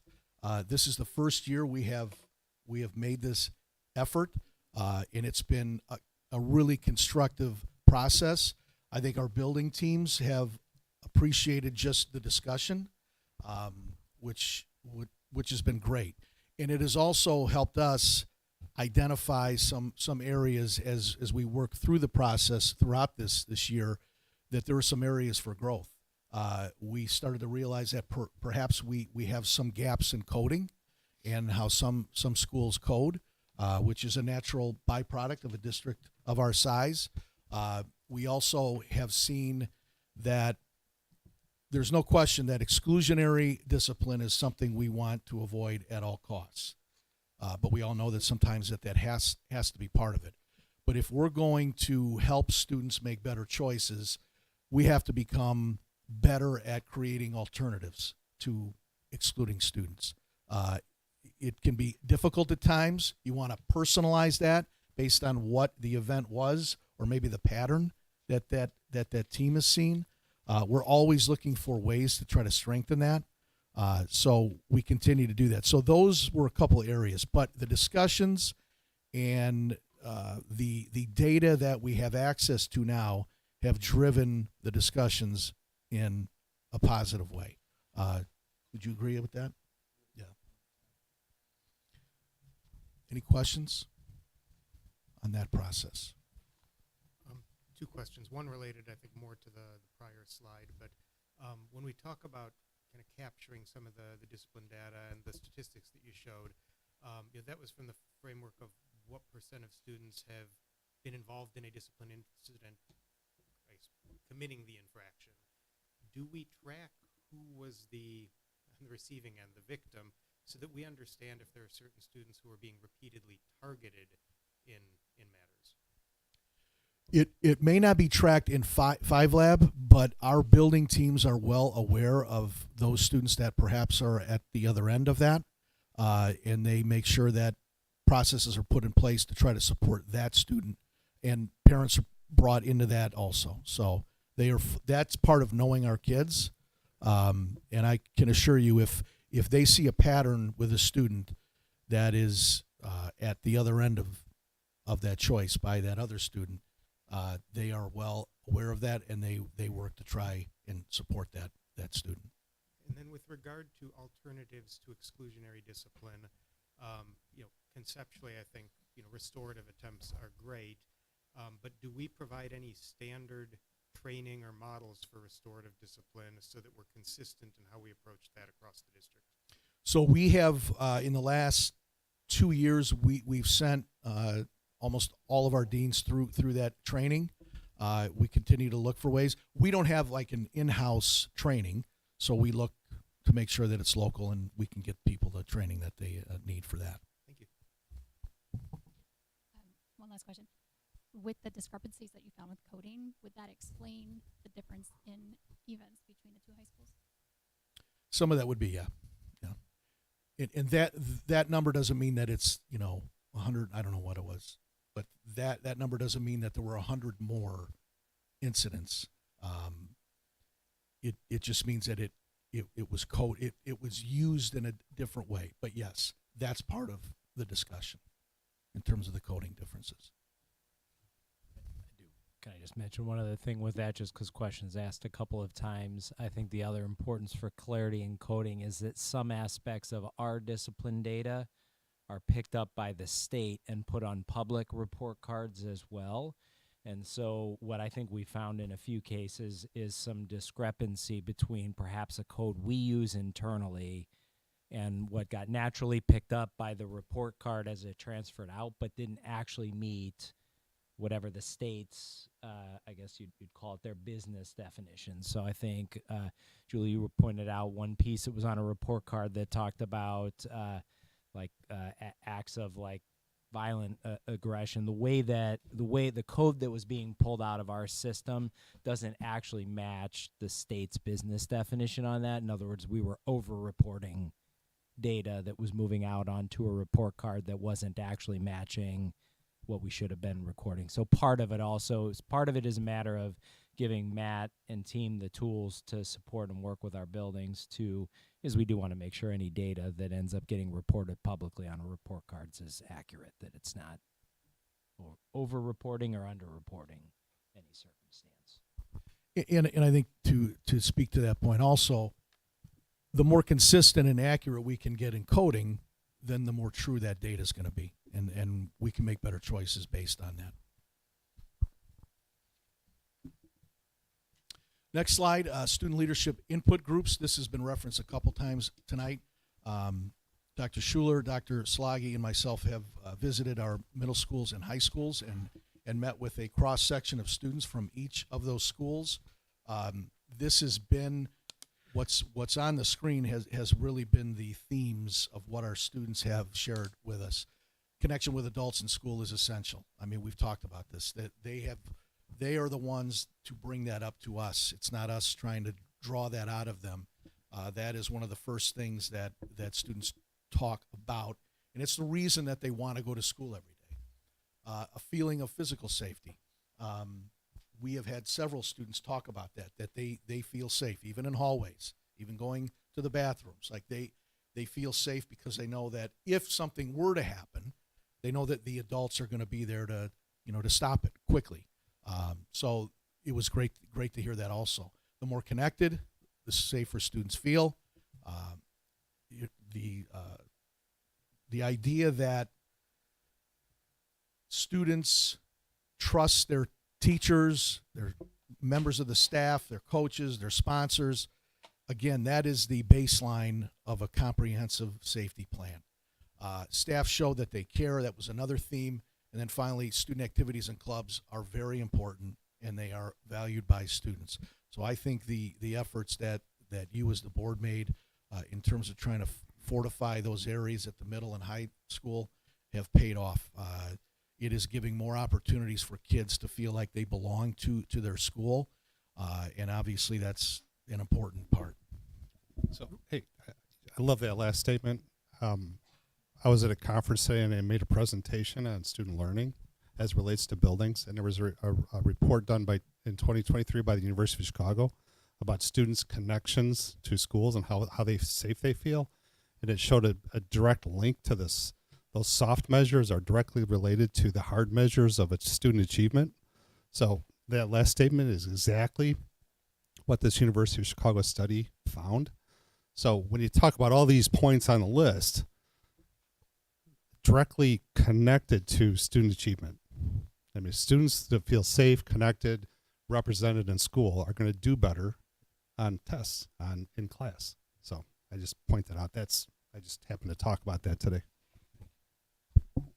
Regarding the last point on this list, through my personal experience, I think we have a huge variety of activities, clubs available to the kids that are generally very economical as well. Do we hear anything at any levels or schools about barriers to getting involved in activities or clubs? Or really, for the people who choose not to get involved, is it quite simply a choice? Yeah. You know, one barrier that we had originally identified was transportation at the high school level. And last year we ran our activity buses, and we really had we took data on that, and we really had limited ridership on those buses. So this year we weren't offering that at the early part of the year, but our activity directors who do the same process of saying who's connected and who's not started hearing from students that they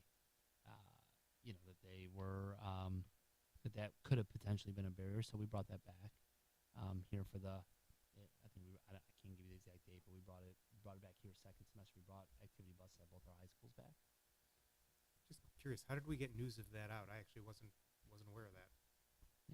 I can get that information for you. I don't need it. I think it might just be good to help Yeah, make the school communities aware. But Sure. okay, so that's So what I guess my point in saying that is that there's a feedback loop that exists saying, hey, this might be a potential barrier. I'm hearing this from our activity directors because our club directors are telling us from students. How we got that message out, I can get that for you specifically. And I love that we have that feedback loop. I mean, since that is such an important thing, making sure we do make it accessible to everyone. Yeah. But no, other barriers, I have not heard of consistent ones that I can specifically identify. There's also a process in place at both of the high schools that they've now shared with the middle schools about if a student has an idea about a club, there are dates as to which they should bring that idea prior to. I do know that our activity directors at the high school work very hard that when a student approaches them about an idea of a club, there already may be another club that's similar to that, and they try to filter them into that so we can be as efficient as we possibly can also. But there have been some clubs that have been born out of the ideas of students, and I think our esports is a great example of that.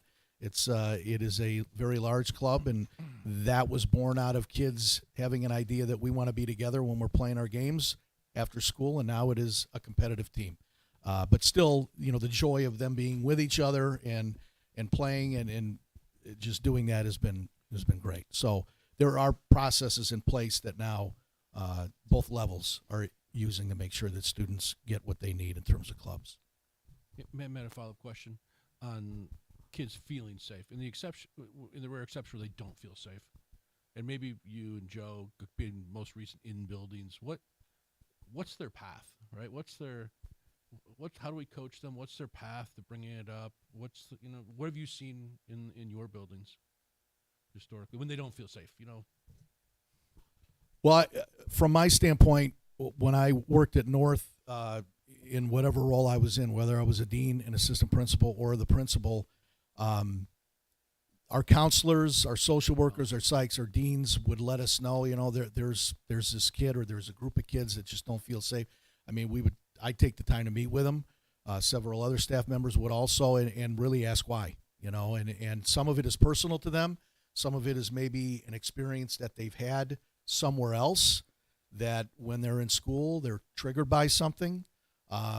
So I think in order to meet that need, I think the building level, which they have to be intentional about finding out why. One of the things I think that speaks to maybe directly or indirectly is see something, say something. Yeah, great point. Where, I think at the elementary, middle school, even at times get into the high school, kids will hear or see something that typically they will report to a parent or to a teacher or both. And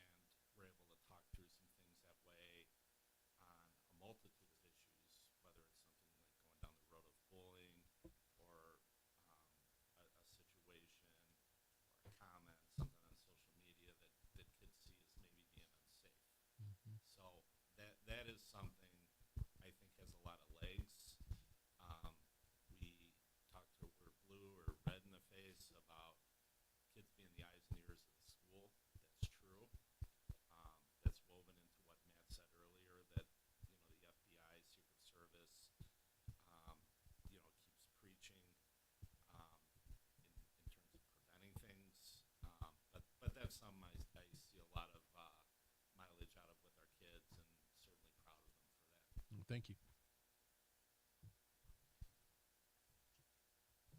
Next component is our school crisis plan. This is really where all of our drills and responses come together under the prepare model.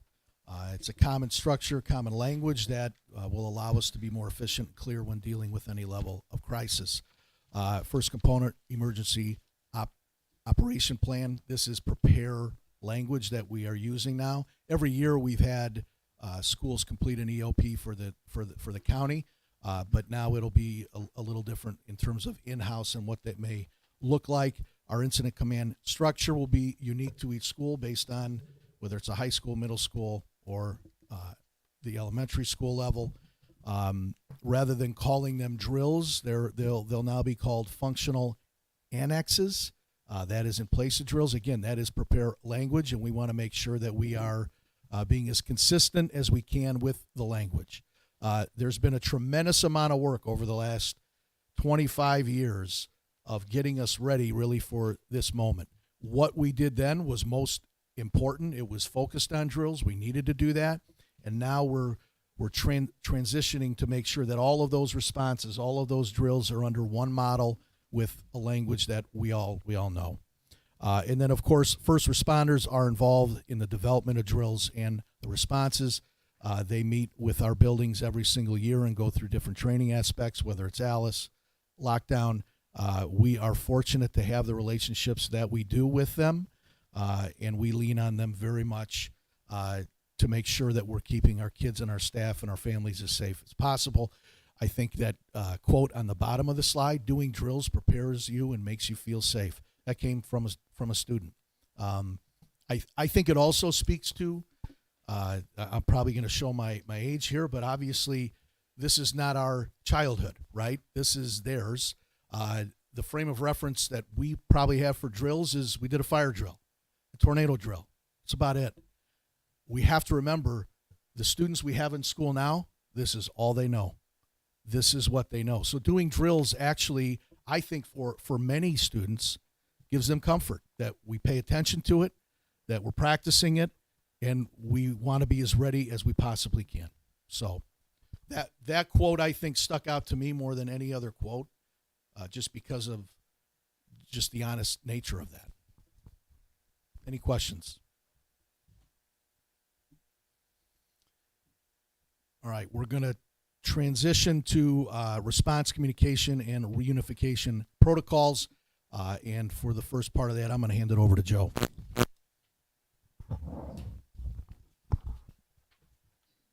Okay. So touching here real quick on our protocol structure. Again, what we're doing right now is built on this prepare model. And prepare is really an offshoot of something called NIMS. NIMS came about after 2001 and the terrorist attacks. It stands for the National Incident Management System, of making sure people are working together collectively, mainly at large-scale incidents where there's fidelity in decision-making, span of control, resources are being allotted correctly.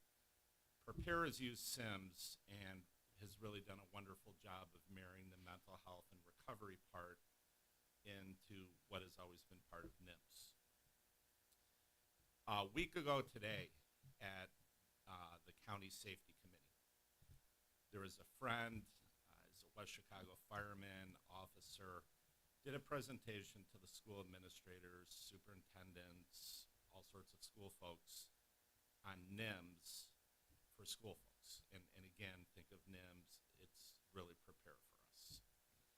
And he had a comment right off the bat that I thought was pretty compelling that I'm stealing and I'm going to continue to use. He said to the school folks, whether you like it or not at an incident, you are in command until first responders get there. And Matt, the training we went to in December in Hanover Park, I think that was a key part of that. As school officials, we need to know protocols or procedures, what to do. Actually, Melissa, you brought up a story from today that I was going to use. You're a little bit of a spoiler here. But if you weren't around, Melissa and I today were at a meeting that was off-site in a non-District 200 building. And the fire alarm went off. So everybody exits the building in an orderly manner. They have the recording, emergency, emergency. So we're standing around outside. And, you know, we're at the 10-plus minute mark. There aren't sirens. Nothing's happening. And Melissa finally said to me, Joe, do you have any connections? Something doesn't seem right here. And again, it wasn't a District 200 building, but figured I would offer some help. So I went up to the person of the building and I said, would you like me to call somebody from the fire department? And they said, sure, could you? So called the fire department, the duty chief who happened to pick up, and I said, did you get a fire alarm at this address? And he said, no. But he also added, we were working on the fire alarm earlier. And one of the things I told Melissa was the fire alarm was either out of service and it didn't go through to the dispatch center, or there was a malfunction. And where I'm going with this is that idea of command. It's in District 200 protocols, when the fire alarm goes off, don't assume that it's going through. That as an administrator or command in a building, you're walking out and calling 911 and giving them information. There's smoke in the building. It was pulled by a kid. Those are all examples of command until first responders get there. So simple. But the person from the other building said, how did you know to do this? And I said, you know, I'm an administrator in Wheaton, and we train for this, and that's really what it comes back to. Something as simple as a fire alarm, you know, can have important repercussions. It was great standing outside talking to Melissa. It was a nice day.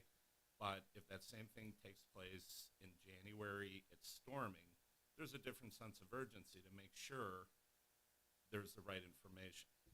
Does that make sense? So a couple things that go along with prepare that I think are worth mentioning. You know, it talks on the left about the building incident command team and unified command. And that idea is people from different agencies working together in fidelity to help mitigate a crisis. The fire department has this nailed, and they have been doing a lot of the training on it. The one Matt and I went to in December was through the Illinois Fire Service Institute. And it was all about that decision-making process. The tabletops that we've done here in District 200. I'll give you an example that might hit home a little bit. In December, we did one with the Wheaton Police and some Northside schools that revolved around an incident with a carjacking where person, you know, mythical person crashes out in the neighborhood real close to the start of school, and how do we work together through our command structure with the school and police to make sure buses are being diverted, kids are safe, things of that nature. And a lot of great conversation. You know, everybody here at this table, from Brian to Alyssa, Jason, everybody had different roles. We did one last year with an incident that took place at Franklin that involved fire that was maybe even a little bit more complicated. And I think we're finding out from those things that we can learn a lot talking to each other. You know, it's great seeing Dr. Schuler on both of them. To his credit, it's like, I don't want to know what's going on. I'd rather go in cold. But probably less than a week or week and a half after we went through that was a situation at Rosie's that took place right at the start of the school day. It happened to be within a few blocks of the epicenter of the incident we went through in the tabletop. And it was really cool to see some of the principals on their own take steps before, you know, the notification went out of what was going on. Word travels quick, police are pulling up, of taking parking stops that were indicative of a secure and teach, which is something that would ultimately took place in some buildings for a little bit of time. That one was quickly resolved from the police of no further threat. But that's how we learn and get better is training. Any questions here so far? Prepare talks about different levels of incidents and just maybe some things to think about as I'm finishing up. Regional level. That would be something like maybe a tornado, the Plainfield tornado. Something that I could think of in the 20 years I've been part of safety in District 200 would be like the trench collapse of Wheaton, Warrenville South. That required a regional response, an enormous amount of resources. District level, some things that we've gone through would be something maybe like a student death. Even something that takes place out of school, a student passing from natural causes. The district crisis team would be mobilized for that. Prepare is having, especially in the mental health side, specific assignments and span of control of here's who's going to work on the communication, who's going to contact the family, how are we going to set up things for kids. An example there of something that might be district level. Building level stuff happens all the time. Maybe like a secure and teach at Franklin. There's a suspicious car outside the school. We move quickly into secure and teach. It's quickly resolved. You could come up with a multitude of things there. Going down to something that would be minimal, like maybe the fire alarm going off, and you're back in the building 15 minutes later. So again, the beautiful thing about Prepare is assigning roles, making sure people know what to do, where you're not trying to figure things out in the moment of a crisis, and that's where bad things happen. Okay? Questions? Thank you. Yep.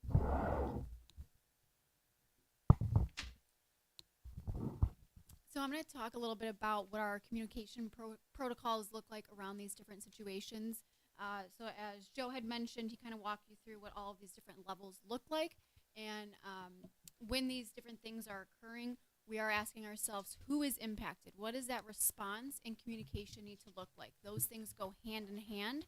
And with all of these communication protocols, I just want to say it's not a one-size-fits-all. This is a very fluid situation. As anything is evolving that may require a communication response that goes out to the community or parents or a small group, we are continuously reevaluating to say, does this communication need to expand further? So it is not a one-size-fits-all, and it doesn't just stop as the situation evolves. We continue to reevaluate that and adapt as needed. So a lot of times we get questions on when am I going to receive a communication as a parent? So I wanted to talk a little bit about that.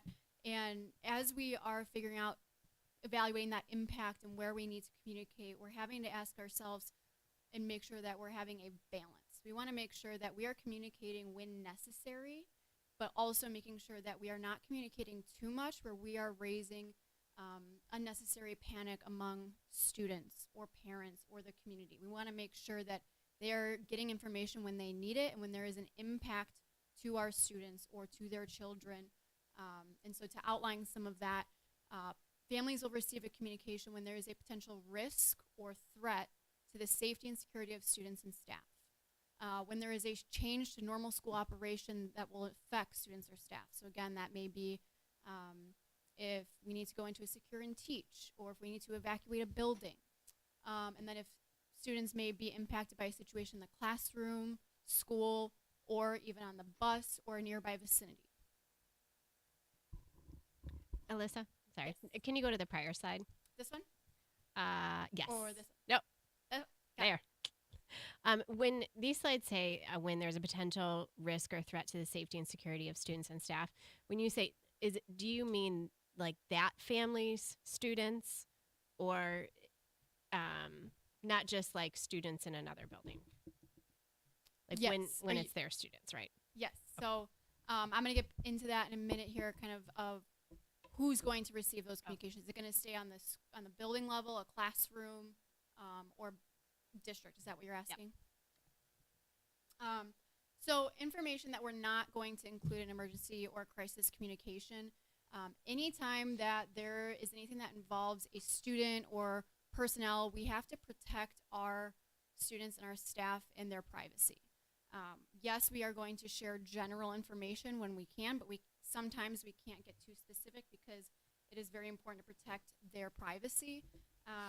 Any information that could potentially impede ongoing law enforcement investigations. So we are constantly working with the police department, and a lot of times when there are situations when they tell us, hey, this situation is controlled, their investigation is still taking place. They may still be dealing with the situation for days to come. So we have to make sure that we're not going to be giving too detailed information that may affect that ongoing investigation. And then information is not going to be sent to all families in District 200 or school if a situation is not considered to be a safety threat to the normal operations beyond a certain classroom, bus, grade level, but is only sent to the families of the students identified in a classroom, grade, or bus. So to kind of elaborate on that, let's say there is a situation in a classroom where maybe there is a student behavior issue and we maybe had to move students to another room while we were handling that. We may send a communication to that small group of parents in that classroom to let them know what that disruption in the classroom was. That would not need to go to the entire school community because it did not affect all students. So we don't want to, again, raise that unnecessary panic if it's contained to a specific situation. For the building level, again, maybe if we're evacuating a building, that's when we're going to send that. And then district level, Joe kind of went over that, maybe a natural disaster or something, a student death, something like that. So if it's at a building and it's a specific classroom, that's a principal decision on that communication?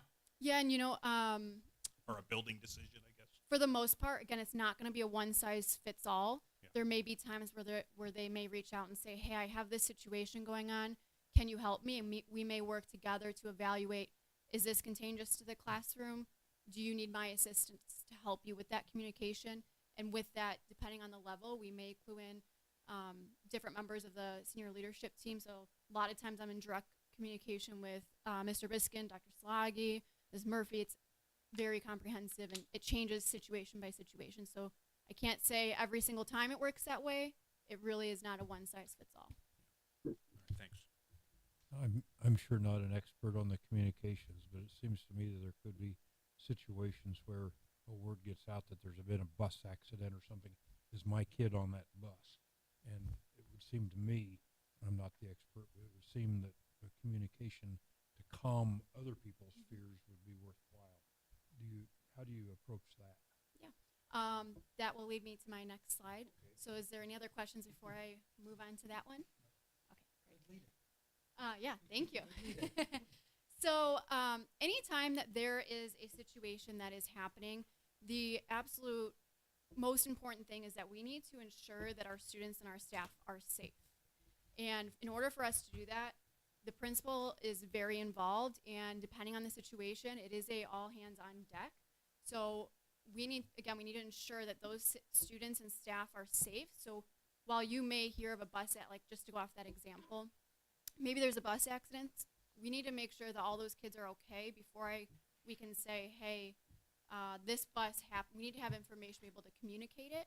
So things move so quickly that if we communicate too early, sometimes that information is going to be inaccurate, not up to date. So our goal is always to communicate as soon as possible.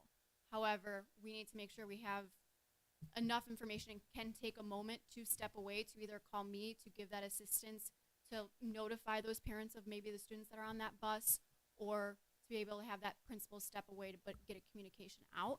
So it really is kind of an all hands on deck depending on which situation it is. But anytime there is a communication, again, it's going to change on the situation. It will likely be reviewed by myself, the principal of that building, local law enforcement or the public information officer for that city. Like I said, a lot of times we're working with that police department, so they have to review any communication that we're putting out if we're working with them. We need to make sure that we're both aligned in what information we're putting out, because we each have our own stipulations on what we're willing to share or what we can share based on different investigations that may be happening. And then, of course, Dr. Schuler may need to review depending on what that situation may be, and then different members of the senior leadership team depending, again, what the situation is, who's impacted, who's involved. So there's a lot of people that are that review this, but that is also because we want to make sure that we're looking at everything from different angles, and we're including enough information where hopefully the community aren't left with too many questions, and that we are answering all the different areas of what's happening.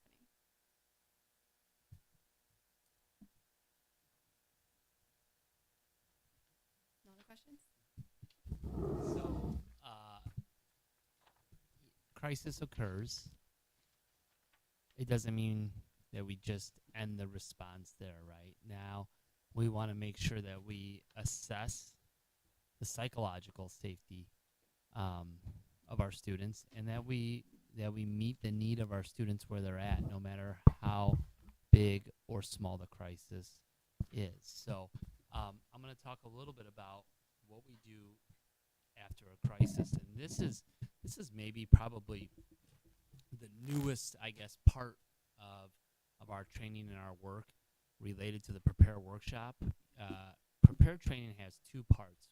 One is all the safety protocol, the safety security stuff you have heard Jason, Joe, and Matt speak about, and a lot of those things we have had in place. We're constantly improving and getting better.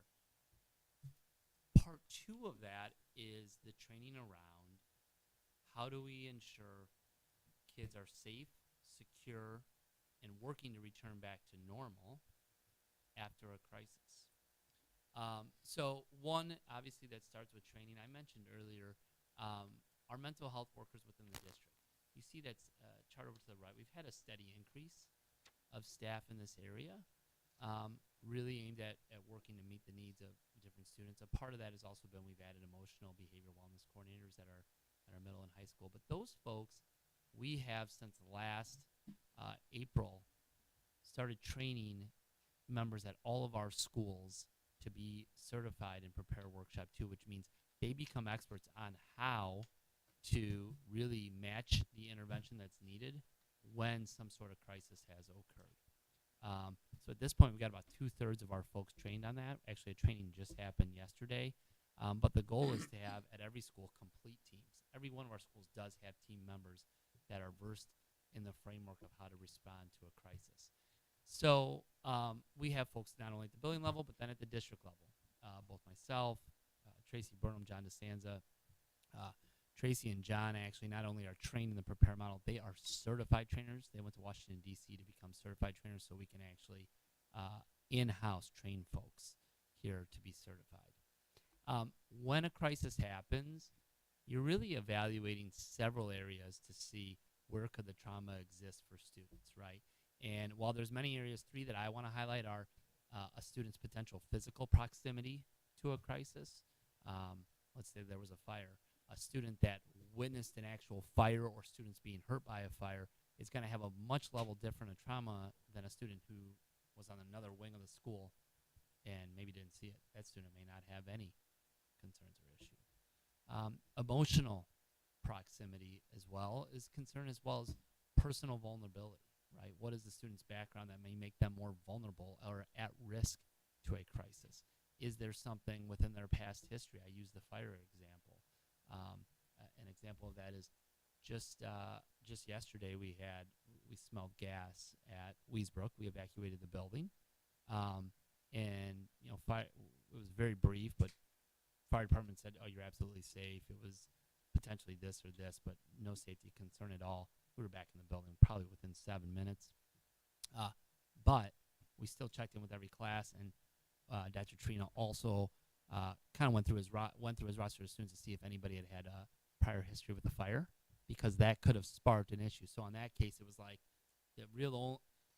his main concern was assuring everybody they were safe. So that was matching the intervention to need for all. But then if there was one particular student that had a prior history in it, we needed to do a check-in with them. I'm not saying they did or didn't. I'm just giving an example there. The goal, though, is to match the intervention to need. One piece that is really important to keep in consideration is you do not want to over-intervene. So in the case I just gave at Weesbrook, we don't want to act like every single kid has experienced a fire in their life and make a larger deal out of it, because actually that can be more traumatic, right? So you're always working to match intervention to need. And the other piece with it is that recovery is the norm for all students, but depending upon the level of trauma, that recovery time can take a little bit longer. These are interventions in intensity level that may be deployed post-crisis and or during a crisis while they're ongoing. We start with social support, right? This is things like going to school, being in sports, activities, clubs, being getting back together with your friend group. All those things that are really about the school and life experience that bring us fulfillment. We want our students and families and community to get back to those as soon as possible, our teachers, all those different pieces, right? Post a crisis, though, in addition to social support, which we're always trying to get back to, and for many, that may be all that is needed, depending on the crisis. There may be some students, or all students still may need more. So psychological education is things like messaging, right? So maybe there's a script that a teacher's reading about a particular event to ensure the safety of all folks. Maybe it's a script that a principal is reading. Again, minor example, but Dr. Trina ensured the safety of all students, letting them know that they were safe, there was no risk, fire department said we're safe. That was a script that he read, right? On a more significant crisis, though, we may need to do trainings for teachers in the building on how to respond to potential students that may be showing that an issue was traumatic to them, and what is their canned response, and then how are they getting them to the support that they need. You may need to have specific classroom meetings. Again, those potentially wouldn't be carried out by a classroom teacher. They may be in tandem with a mental health specialist within our classrooms. The intensity, you can see, just continues to increase depending upon the need, from things like group-based crisis intervention to individual crisis intervention on to psychotherapeutic treatment, which is really outside help for students. But the whole model being, and again, this is a 2-day, 14-hour workshop, the whole model being, it's about matching that intervention to need and assessing where that need is so that kids are psychologically feeling well and getting back to those social support systems. Can you just comment on connection to parents in this across those? I'm assuming yellow and red, but maybe green even. Yeah, I'm glad you asked that. And to be honest, actually, parents would be a part of this as well, because schools are a hub of the community. So when you're considering the supports and the education, caregiver trainings many times could encompass actually parents. When we've had some of our crisis even happen here this year or over the summer, you'll many times see in our communication, here's how you talk to your student or child about this. Here are resources. So it could be any of those pieces, not only on how do they work with their own children, but resources we could be providing for parents and community. Thank you. Okay, you've heard a lot about our safety model within the district. Next couple slides, we're just going to talk about what are some of the ongoing or next steps, both in the physical safety space, but also from the emotional behavioral wellness space that we're focusing on. And I would mention about that you'll probably see some of these things in our work plan proposed for 24-25 as well. You'll always see us continue to build on strong student-staff relationships. I don't think you'll ever see the relationship mapping or co-curricular involvement out of our strategies. And then we want to expand some of the structures we've started this year. We want to expand the student leadership group meeting. We met with those groups this spring. We would like to expand those leadership groups to really have an input and feedback loop to be multiple times throughout the year. Our student discipline support team meetings that Mr. Biskins referenced, we want to expand those to the elementary level. As we move into 24-25, we will continue to expand those crisis support teams and prepare, really meaning continuing the training so folks are certified within that model. A huge focus for us as we go into next year is really parent education and support. So things to look forward to are parent education series, a written series where we'll be breaking out different pieces of our emotional and behavioral wellness plan, through some district communications. We'll be participating in a wellness symposium with a few other neighboring districts next year. Referral GPS will always continue to be a part of our work, and they are always evolving their strategies and approach. Each year they're adding new layers. And then for some of our most intensive cases, we've been researching currently some behavioral coaching supports for parents, where we're seeing really, really intense needs for students in school and out of school. We're exploring that right now in a few different places. Again, that would be for a very, very small percentage, but there's been some impact positively on that, so we're looking at that as well. We want to continue our internet safety programming, and our Tier 1 behavioral work will continue in facilitating and leading those teams.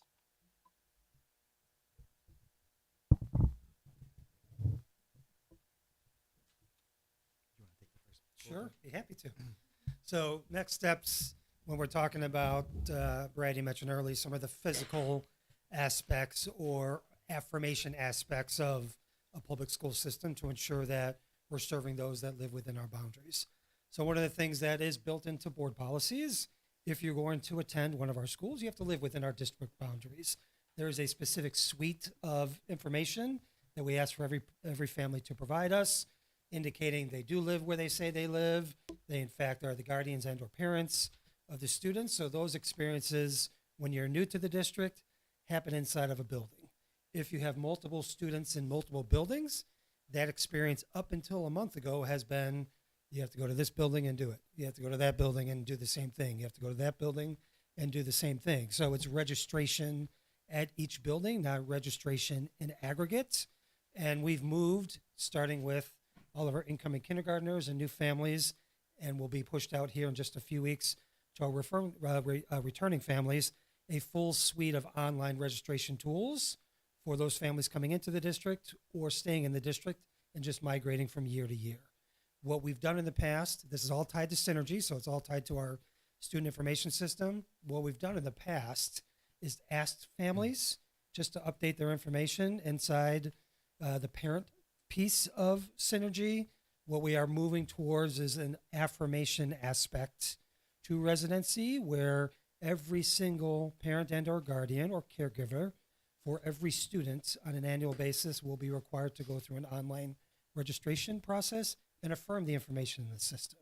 So really, we look at this in three major aspects. One, I do think over a period of time, once parents and families adjust to it, it's a better experience. I don't know that I would be interested if I had a student moving to or moving into Jefferson. I'm brand new to the district, and I know I have to go to 4 different schools to register 4 different students, using very much of the same information, but filling out 4 different registration packets. It's a big time consumption. It's great because parents can see what each of the schools look like, and we don't want to remove that. But I think just from a convenience perspective, to ask potentially a family to spend half a day registering their student at 4 different buildings or 3 different buildings may not be the best use of their time or our time. So the online registration model will allow us to move forward and hopefully build a better initial experience for our families into the district. 2, when we ask our families to update data on an annual basis, it's not a requirement. Today, with the new online registration system, you have to go in and check it. Certainly, there are potentially gaps that if somebody decides not to change specifically a phone number or an email address, but the affirmation of you still live where you say you live. These are our emergency contacts. These are our existing contacts, phone numbers, all of that. We think gives us better data long term, because certainly our schools fall into traps at times when they're going through a list of contacts and either the information is not accurate or those contacts are no longer emergency contacts. So we ask annually, affirm your address, affirm that you live inside the district. Please update your contacts. It's a better end use from a communication perspective for our schools. And the 3, you have board policy. So you have a policy that specifically says, here's our registration process. Here's what must happen on an annual basis. Here's what must happen when you come into the district. This just affirms a policy that's already in place. So it's really 3 big things. And granted, I get that this is a major change for a huge system like us, and it takes time through that. We've had excellent feedback from our new families, either new to the district as a whole or new to kindergarten, because those families are using the system on the back end of it. We do believe we're going to have better data. We can believe it's a better process for our buildings too. And it doesn't stop somebody that's new to the district from visiting a building and beginning that relationship. We're just telling you, you don't have to go to every single building if that doesn't meet your convenience as a whole. So it's wrapping who's here, belongs supporting everything that is being provided by you as the Board of Education to the district. And then there's a second piece to it that we've added in this year, where we've had the relationship. So Thomson Reuters is a major technological firm, if you will. They do a lot of stuff. They have a product called Clear. It's a batch processing information public system where they aggregate data from many, many different public systems. We've used it in the past to verify information when maybe information has come to us that might contradict what's inside of our student information system or where somebody's at. The difference here is we're doing a full batch process for everybody that is walking into the district next year that's going to be in first grade or 12th grade. So you're talking about records from almost 12,000 students that have been processed. We are scrubbing that data. What is next for us is this Clear batch process gives us specifically confidence percentages. So not something that we've developed, their percentage that they've developed, that says the confidence level of the address inside of the student information system that indicates you live in the district, plus searching all these different public records may not be 100% accurate. There may be some contradiction. So we've looked at anything that has a less than 50% confidence level coming directly from Thomson Reuters. We've provided that information to all of our buildings a couple weeks ago so we can get some local feedback from each of the buildings, because there may be some information that is not accurate. So for instance, if you run this, if you put me through this specific process, you should see my address in Plainfield, but it's possible you see an address from when I lived in Peoria. You see an address from when I lived in Glen Ellen. You see a car that might have been mine at one point, but isn't necessarily mine, because the data that's being mined through all these public information systems may not be up to date every minute of every day. So we're doing some internal scrubbing to try to eliminate any potential challenges that we run into. It doesn't mean it's going to be perfect. And what our next step is to provide a letter through regular mail to the address that's listed on file from in-district to the second major address that has been identified in this batch process, saying, we believe that you may not be in district any longer. We are asking you for help to rectify the situation. Please contact your school to work through the process. And if in fact you either don't live at the existing address and you live within the district, we're going to ask you to reprove your residency.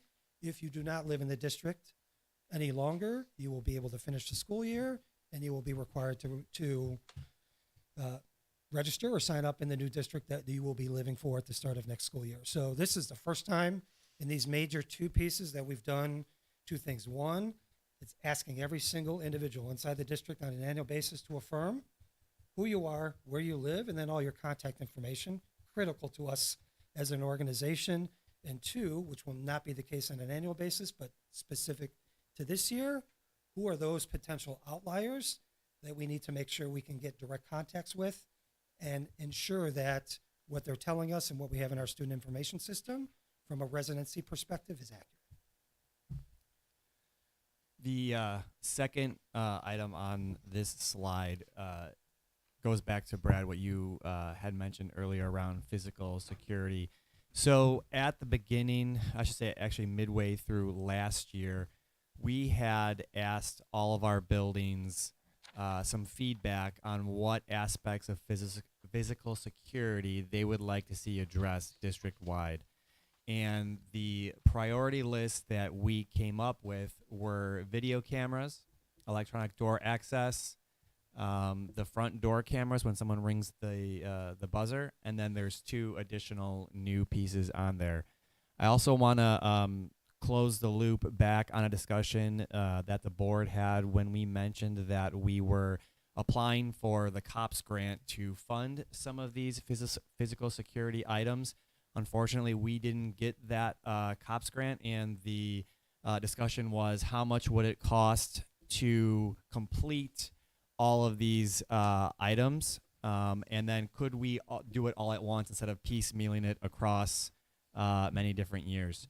So I'll try to quickly walk through. Inside your green folders, there is a breakdown of cost as best as possible of those security priorities. I will, off the bat, mention this is a very, very hard process to bid accurately, primarily on the labor cost. So all of these things require cabling to run to a central closet or a central switch. So the best, since our system is so big with so many buildings, it's very hard for a vendor to come in and know exactly how much it's going to cost until they're actually up in the ceiling pulling these cables. So the total cost you'll see in the lower right-hand box is very inflated, very padded. One, because of labor, and two, what I have done for the board is model what would happen if we were to host the data and operation of this in the cloud. So if you remember, we moved our student information system to the cloud. We moved our business and HR system to the cloud. The same goes with security measures.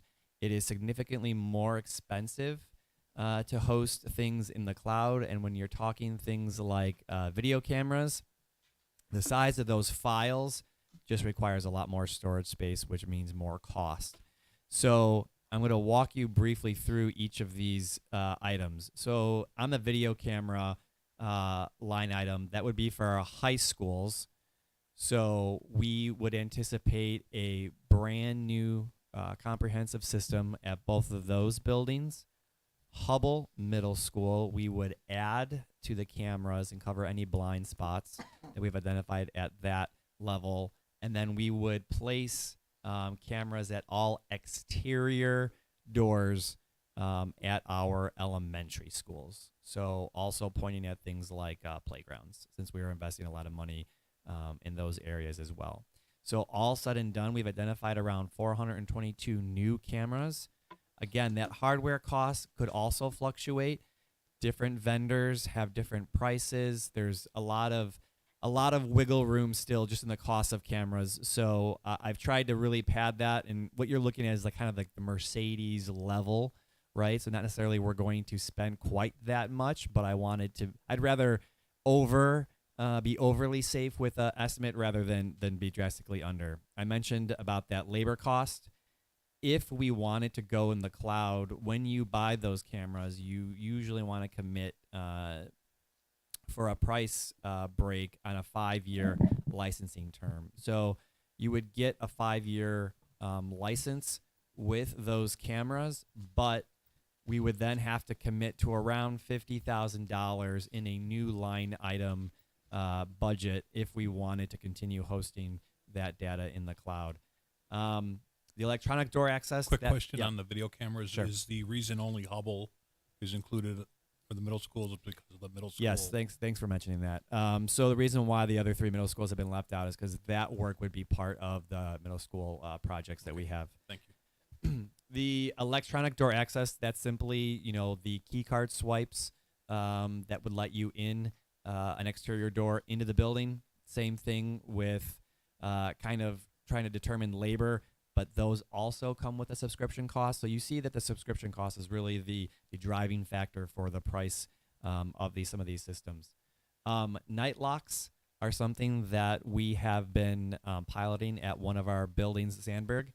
And these are physical locks that make it easy for a teacher to secure their classroom door should they need to. Not every classroom door has the same height. Some doors have actuators, some doors don't. This would be a physical lock that a teacher could use to secure that door, and that would be all internal doors at all sites, expanding that program. Sorry, back to electronic door Yep. access, and kind of to the point that Mr. Biskin raised about FBI and Homeland Security guidance about lock your doors. Is this just the swiping, or does this allow for centralized monitoring of which doors might be ajar?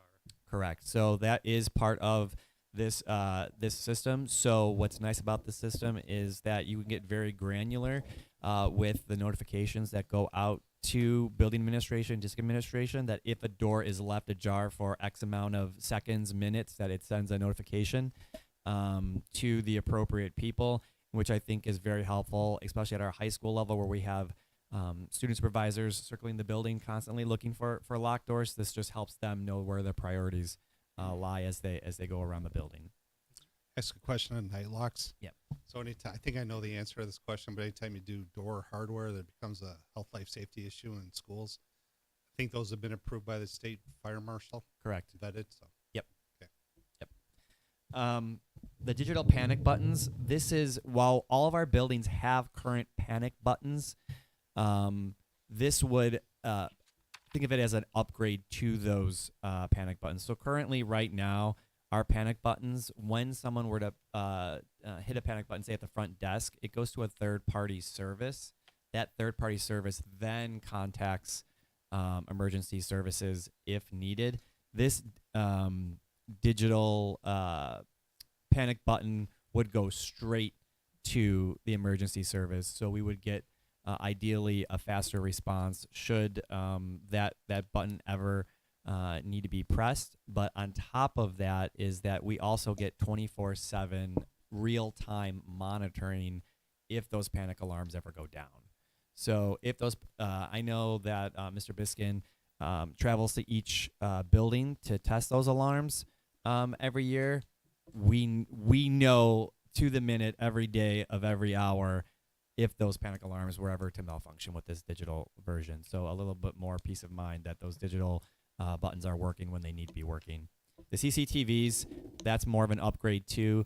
They haven't been touched in quite some time, so there is just a standardization at each building to make sure that there's a clear line of sight, that when somebody comes and rings the bell, that the clarity of the picture, that the front desk person can identify who is at the door.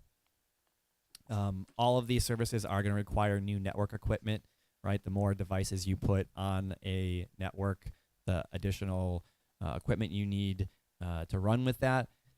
And when it's all said and done, you see again the estimated total cost of that project. So I know that again, the board conversation was, what would it cost to get this done all at the same time? This is about a ballpark of what we think that price would be.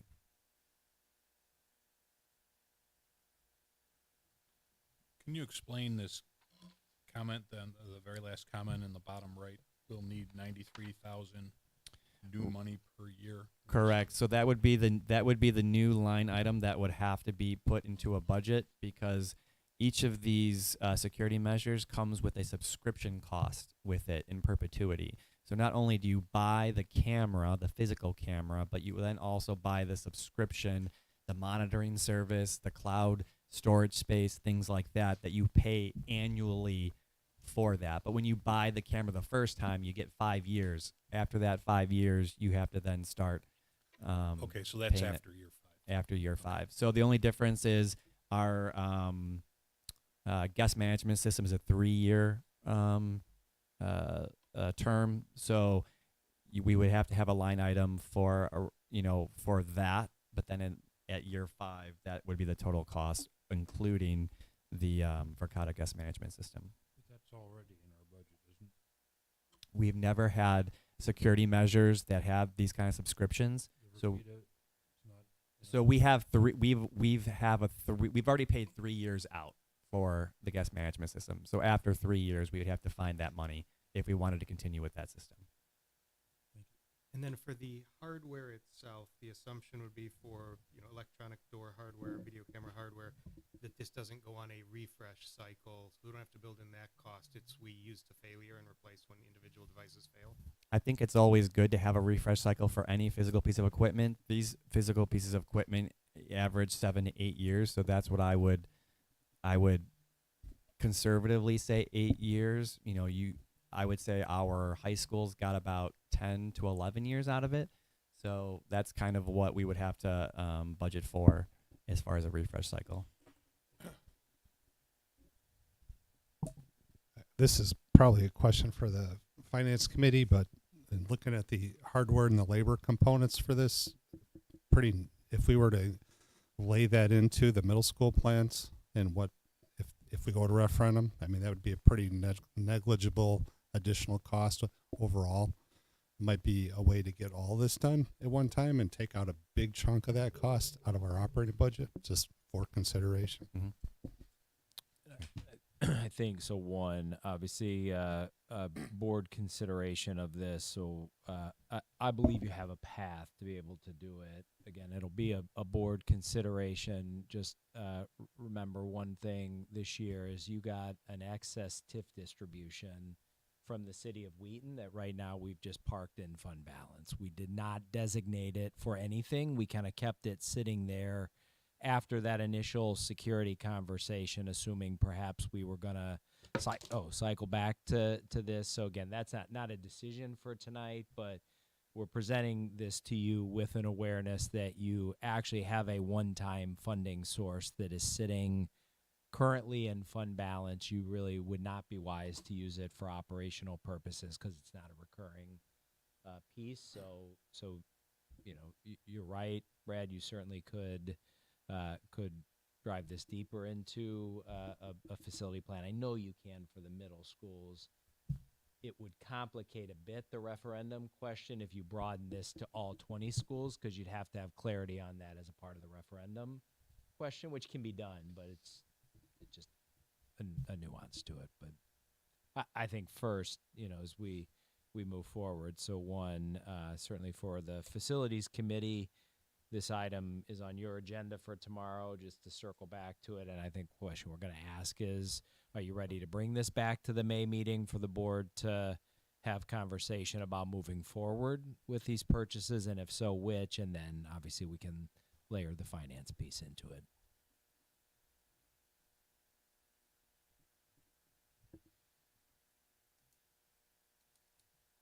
Any other questions from board or rep? No question. I would just say thank you. I mean, this is a fantastic presentation, discussion, good comments. I love the framework. Hopefully this is a framework that continues. We don't get a new framework next year and then another one. I like the multiple layers and perspectives on this. It makes sense. So I thought you all did great, and I appreciate it. Thank you. Cut Matt off. No, it's fine. I just wanted to point out one more thing. I know. Number 3, prepare training is on this slide because the prevention aspect of prepare has an impact on the physical makeup of our schools. So just wanted to make sure that was part of that. Last slide. I said at the very beginning of this, our standard is a physically and emotionally safe environment. We now have a safety model in prepare that we are committed to that houses all of the efforts, all of the tools under one model. And all of it is predicated on the people and the relationships. No matter what you're talking about, no matter what aspect of safety, it's about the relationships that people have with each other. As you saw tonight, while safety may fall under my leadership, it is shared amongst a lot of different people, not just in this room, but you have John DeSanza, Tracy Burnham, you have the building leadership teams, you have every staff member in our building. We all have a shared responsibility to make sure that we take care of our kids, our staff, and the families who visit us. So thank you. I have one last question. Yeah, sure. Thank you. I appreciate all of it very much. I'm very pleased with the development of the behavioral teams. That's a nice thing to see have come together. Should have asked this question earlier, Matt, when you were speaking. So I think last year during the same presentation, I brought up the issue of the bathrooms. So how have we changed? What have we put into place to help students feel safe going to the bathroom? Well, I think first off, as Joe mentioned, as a couple other people mentioned, the see something, say something model is something that we have to continue to support, and we have to articulate to students that if there are problems happening within a bathroom, that we find out about it. I know at the high school level, we have more resources in terms of people that can kind of be the eyes outside of those areas if we notice that something more is happening there. I know we've talked to building leaders about making sure that if they're getting wind and word that there are problems in the bathroom, that they work with me to make sure that we put the appropriate people out there. There have been times where we've had to shut a bathroom down in a high school because of that, but the adjustments are made. I mean, it would be great if we had footage in a bathroom, but we can't, right? Like that would be the ultimate guard. But I think the more we talk with each other in the buildings and then with us, we can problem solve to try to make that happen. So is it safe to assume that all of the bathrooms at South are currently open and being used? Yes. It's presumed. Right, but they have people in areas between passing periods now, which that's been an adjustment that they've made, and that's finishing out this year, and then we'll continue to meet through the summer to try to make sure that we provide the supervision that's necessary. So 4 things, and I know it's late, so I'll try and be really succinct with these. First, love the framework because I think it takes a lot of the great relationship work, partnerships, and now gives us a foundation to build that all onto. Is this particular framework being used by other districts in our region that we know of? There are some districts within our area and within our country. So we can certainly provide districts that have adopted the Prepare framework for you. Oh, I didn't know if that led to any conversation with people using the same framework. Yeah. So the reason I know that is participated. I don't know if it was last year, Mr. Biskin or Mr. Dr. Kyle, along with John Estanza, Tracy Burnham, joined me in an actual round table, because I was via online, of Prepare districts. And so I want to say like Bluff or like Forest. There were some Illinois ones within the area. Certainly there was several districts that on it within the Prepare framework. Great. And then I guess I'm accustomed to, when you have a framework like this, usually that there is some sort of self-assessment tool so that you can say, are we living up to the framework, or where do we have areas for improvement, and potentially option for external audit if necessary against the framework. Do either or both of those exist here? Yeah.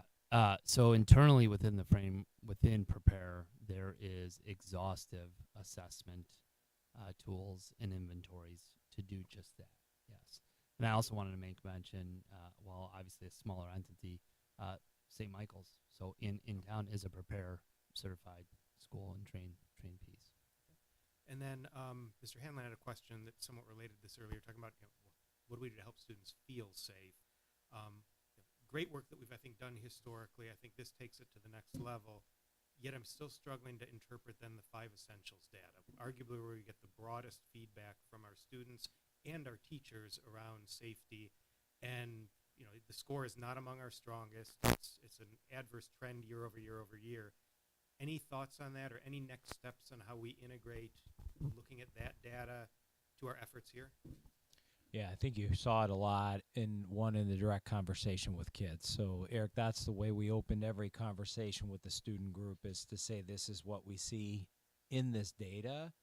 Help us understand, when you're answering that question about, do I feel safe at school, how are you evaluating that decision? Like, give us insight into what's driving your analysis of that so that we can focus on the most essential elements. I think that's the way that we do it, because I mean, I do think there's this practical reality that, that's a simple question to try to answer yes or no, do you feel safe? But then when you see this framework and all of the components where we could possibly put time, energy, and resources, it could be a lot like throwing a dart against a wall unless we really use that voice to say, help us understand. So I don't have the answer for you yet, but I think that's the connection point, is to make sure we're using the voices of those in the field to help us with where do we best focus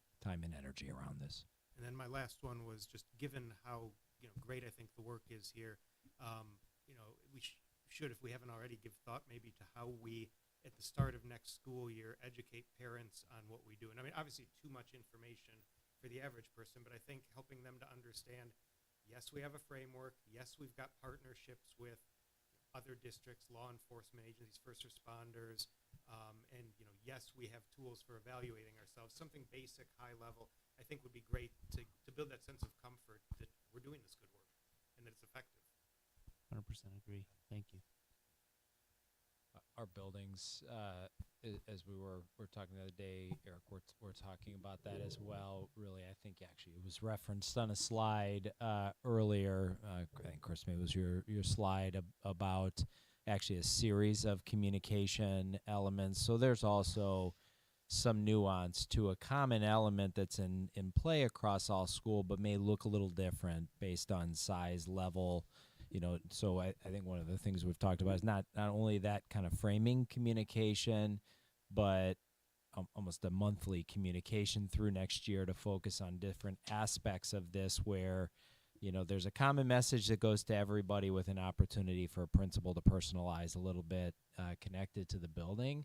But I think also using that visual of the flow chart that you saw to keep connecting everything back to it, right? So here's an aspect of safety we're focused on and what we're doing. As a reminder, it connects back to this broader framework, right, that guides all of our efforts. I just had a question on the administrative staffing level for safety that I so appreciate all of the work that Mr. Kish has done on this, but I'm guessing most, like, in terms of a succession plan, like, that's not in the job description for, the vice principal for Franklin. That do we have enough staffing resources at the administration level for this? Yeah, fair question. I think the answer is always going to be certainly probably could use more in that space. I think so it depends on what aspect of safety. Certainly a more common trend recently in larger districts is actually having a specific director, right, of safety. But oftentimes that's focused on some of the physical aspects of safety. And again, what you see in our work is that probably the largest chunk of it actually sits inside of that SEL emotional wellness space.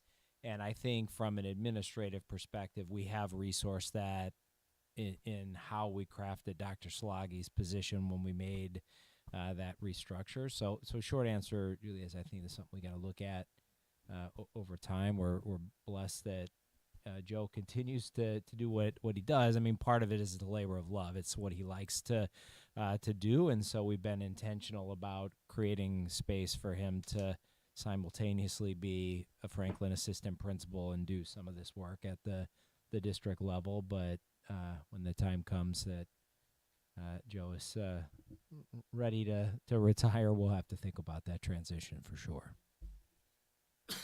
We're not going to let him retire, though. He's going to stay for a while. Any more questions, board? All right, thank you very much. Go to public comment. We do have one public comment tonight. I'm going to read my preamble, and then we can get Lee a microphone, and we'll figure out how to make that work. Thank you for taking the time to share your feedback and thoughtful focus on our students, school district, and community. It is the board's practice not to directly discuss communication from the community until the context is understood and information is explored. It is not our intention to signal a lack of interest, and we appreciate you understanding. Depending on the number of people signed up to speak during public comment, Board Policy 2.230 enables the time per speaker to be reduced from 3 to 2 minutes, allowing more people to share their perspectives. Tonight, we will not have to reduce that time. To maintain confidentiality, the board asks that any matters concerning personnel or students be communicated to the board privately. When we meet, it's important that we treat each other with respect and kindness. We set the example for our schools and desire to honor that by being courteous in our public comments. Let's work together to lead with positive intent so that our democratic process reflects the best of our community. To help us follow up if needed, please include your name and if you're a resident of the district. To ensure everyone has a chance to speak, Ms. Kulovitz will raise her hand when 15 seconds remain as a reminder to wrap up your thoughts.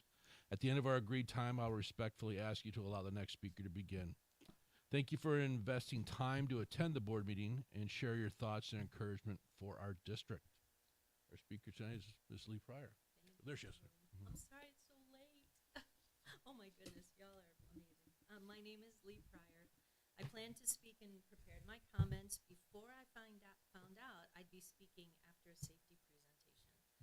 I want to make it very clear my remarks are not specifically in response or related to the presentation tonight, although I did add a small section after I saw the agenda today. I'm the person who sent the recent email with the long list of questions about pulling teachers from the classroom.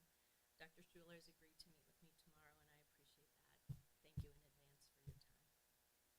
While that is in the works, I am here with a question I want to ask you all directly. It's kind of a kooky old lady question, and it's pretty late for questions like this, but thank you again for your listening time. I hope you'll give it some serious thought and reflection, both as individuals and collectively, and I promise to make it as relevant as I can as I speak over the next however long you give me. Depends on how much I have to stop to compose myself, but here's the question. Are we as a community, as a school district, being guided by fear or love? Are we being guided by fear or love? That may sound like a weird, overly sappy, philosophical sandbox, but please stick with me. Are we being guided by fear or love? We might say both, but if we're honest, one generally takes precedence over the other in different situations, and that makes sense. So an answer of "it depends" would be fair. But I'm going to push this a bit further because I think it's really, really important. It's important to acknowledge that our community has been and continues to be significantly impacted by fear for many good reasons. The pandemic alone was enough to send me personally into a nervous breakdown for real. Thank God for therapy and breathing and tapping techniques. I'm still working on my recovery. And I can't speak to you today without acknowledging the very real fear, frustration, and heartbreak that families in our district are grappling with after the killing of Isaac Goodloe, an unarmed black man who was asleep alone in his home moments before being shot by Carroll Stream police in February. His relatives attend our schools. Can you imagine? We around these tables have to imagine, because I don't think any of us know what it would be like. I personally spent the last maybe 15 years of my classroom career starting every single school day, making sure the door handle to my classroom was locked and the magnetic strip was across the door frame latch. In case. We're give like 5 more seconds. We're Okay, out of time. okay, got it. I'm going to get to the end. I have a lot more. I so know, but we have to be that's very okay. specific. I Thank you. understand. Yeah, thank you. Okay, you all are in such difficult positions as administrators and board members. You can't make everyone happy, and certain things are out of your control. And I always try and assume good intentions. But sometimes good people lose perspective and maybe get railroaded by fear instead of leading with love and the courage needed to help a community through tough times. Love and care and compassion for all students and parents, not just the ones worrying about their own children and ignoring the impact on everyone else. At the risk of being cliche, I'm going to close with the lesson from a classic parable. 2 wolves struggle inside each of us, in this case, fear and love. The one that wins is the one we feed. Thank you for your time and attention. And for anyone listening, the next Carroll Stream Village Board meeting to support Isaac Goodloe's family and friends is Monday, May 6th at 6 p.m. 500 North Gary Avenue, Carroll Stream. Thank you for your time. Thank you. All right, board. There being no further action to come before the board in open session, I need a motion and a second to adjourn the meeting. So moved. Moved by Mr. Long. Second. Second by Ms. Kulovitz. All those in favor say aye. Aye. Aye. All opposed, nay. The meeting's adjourned.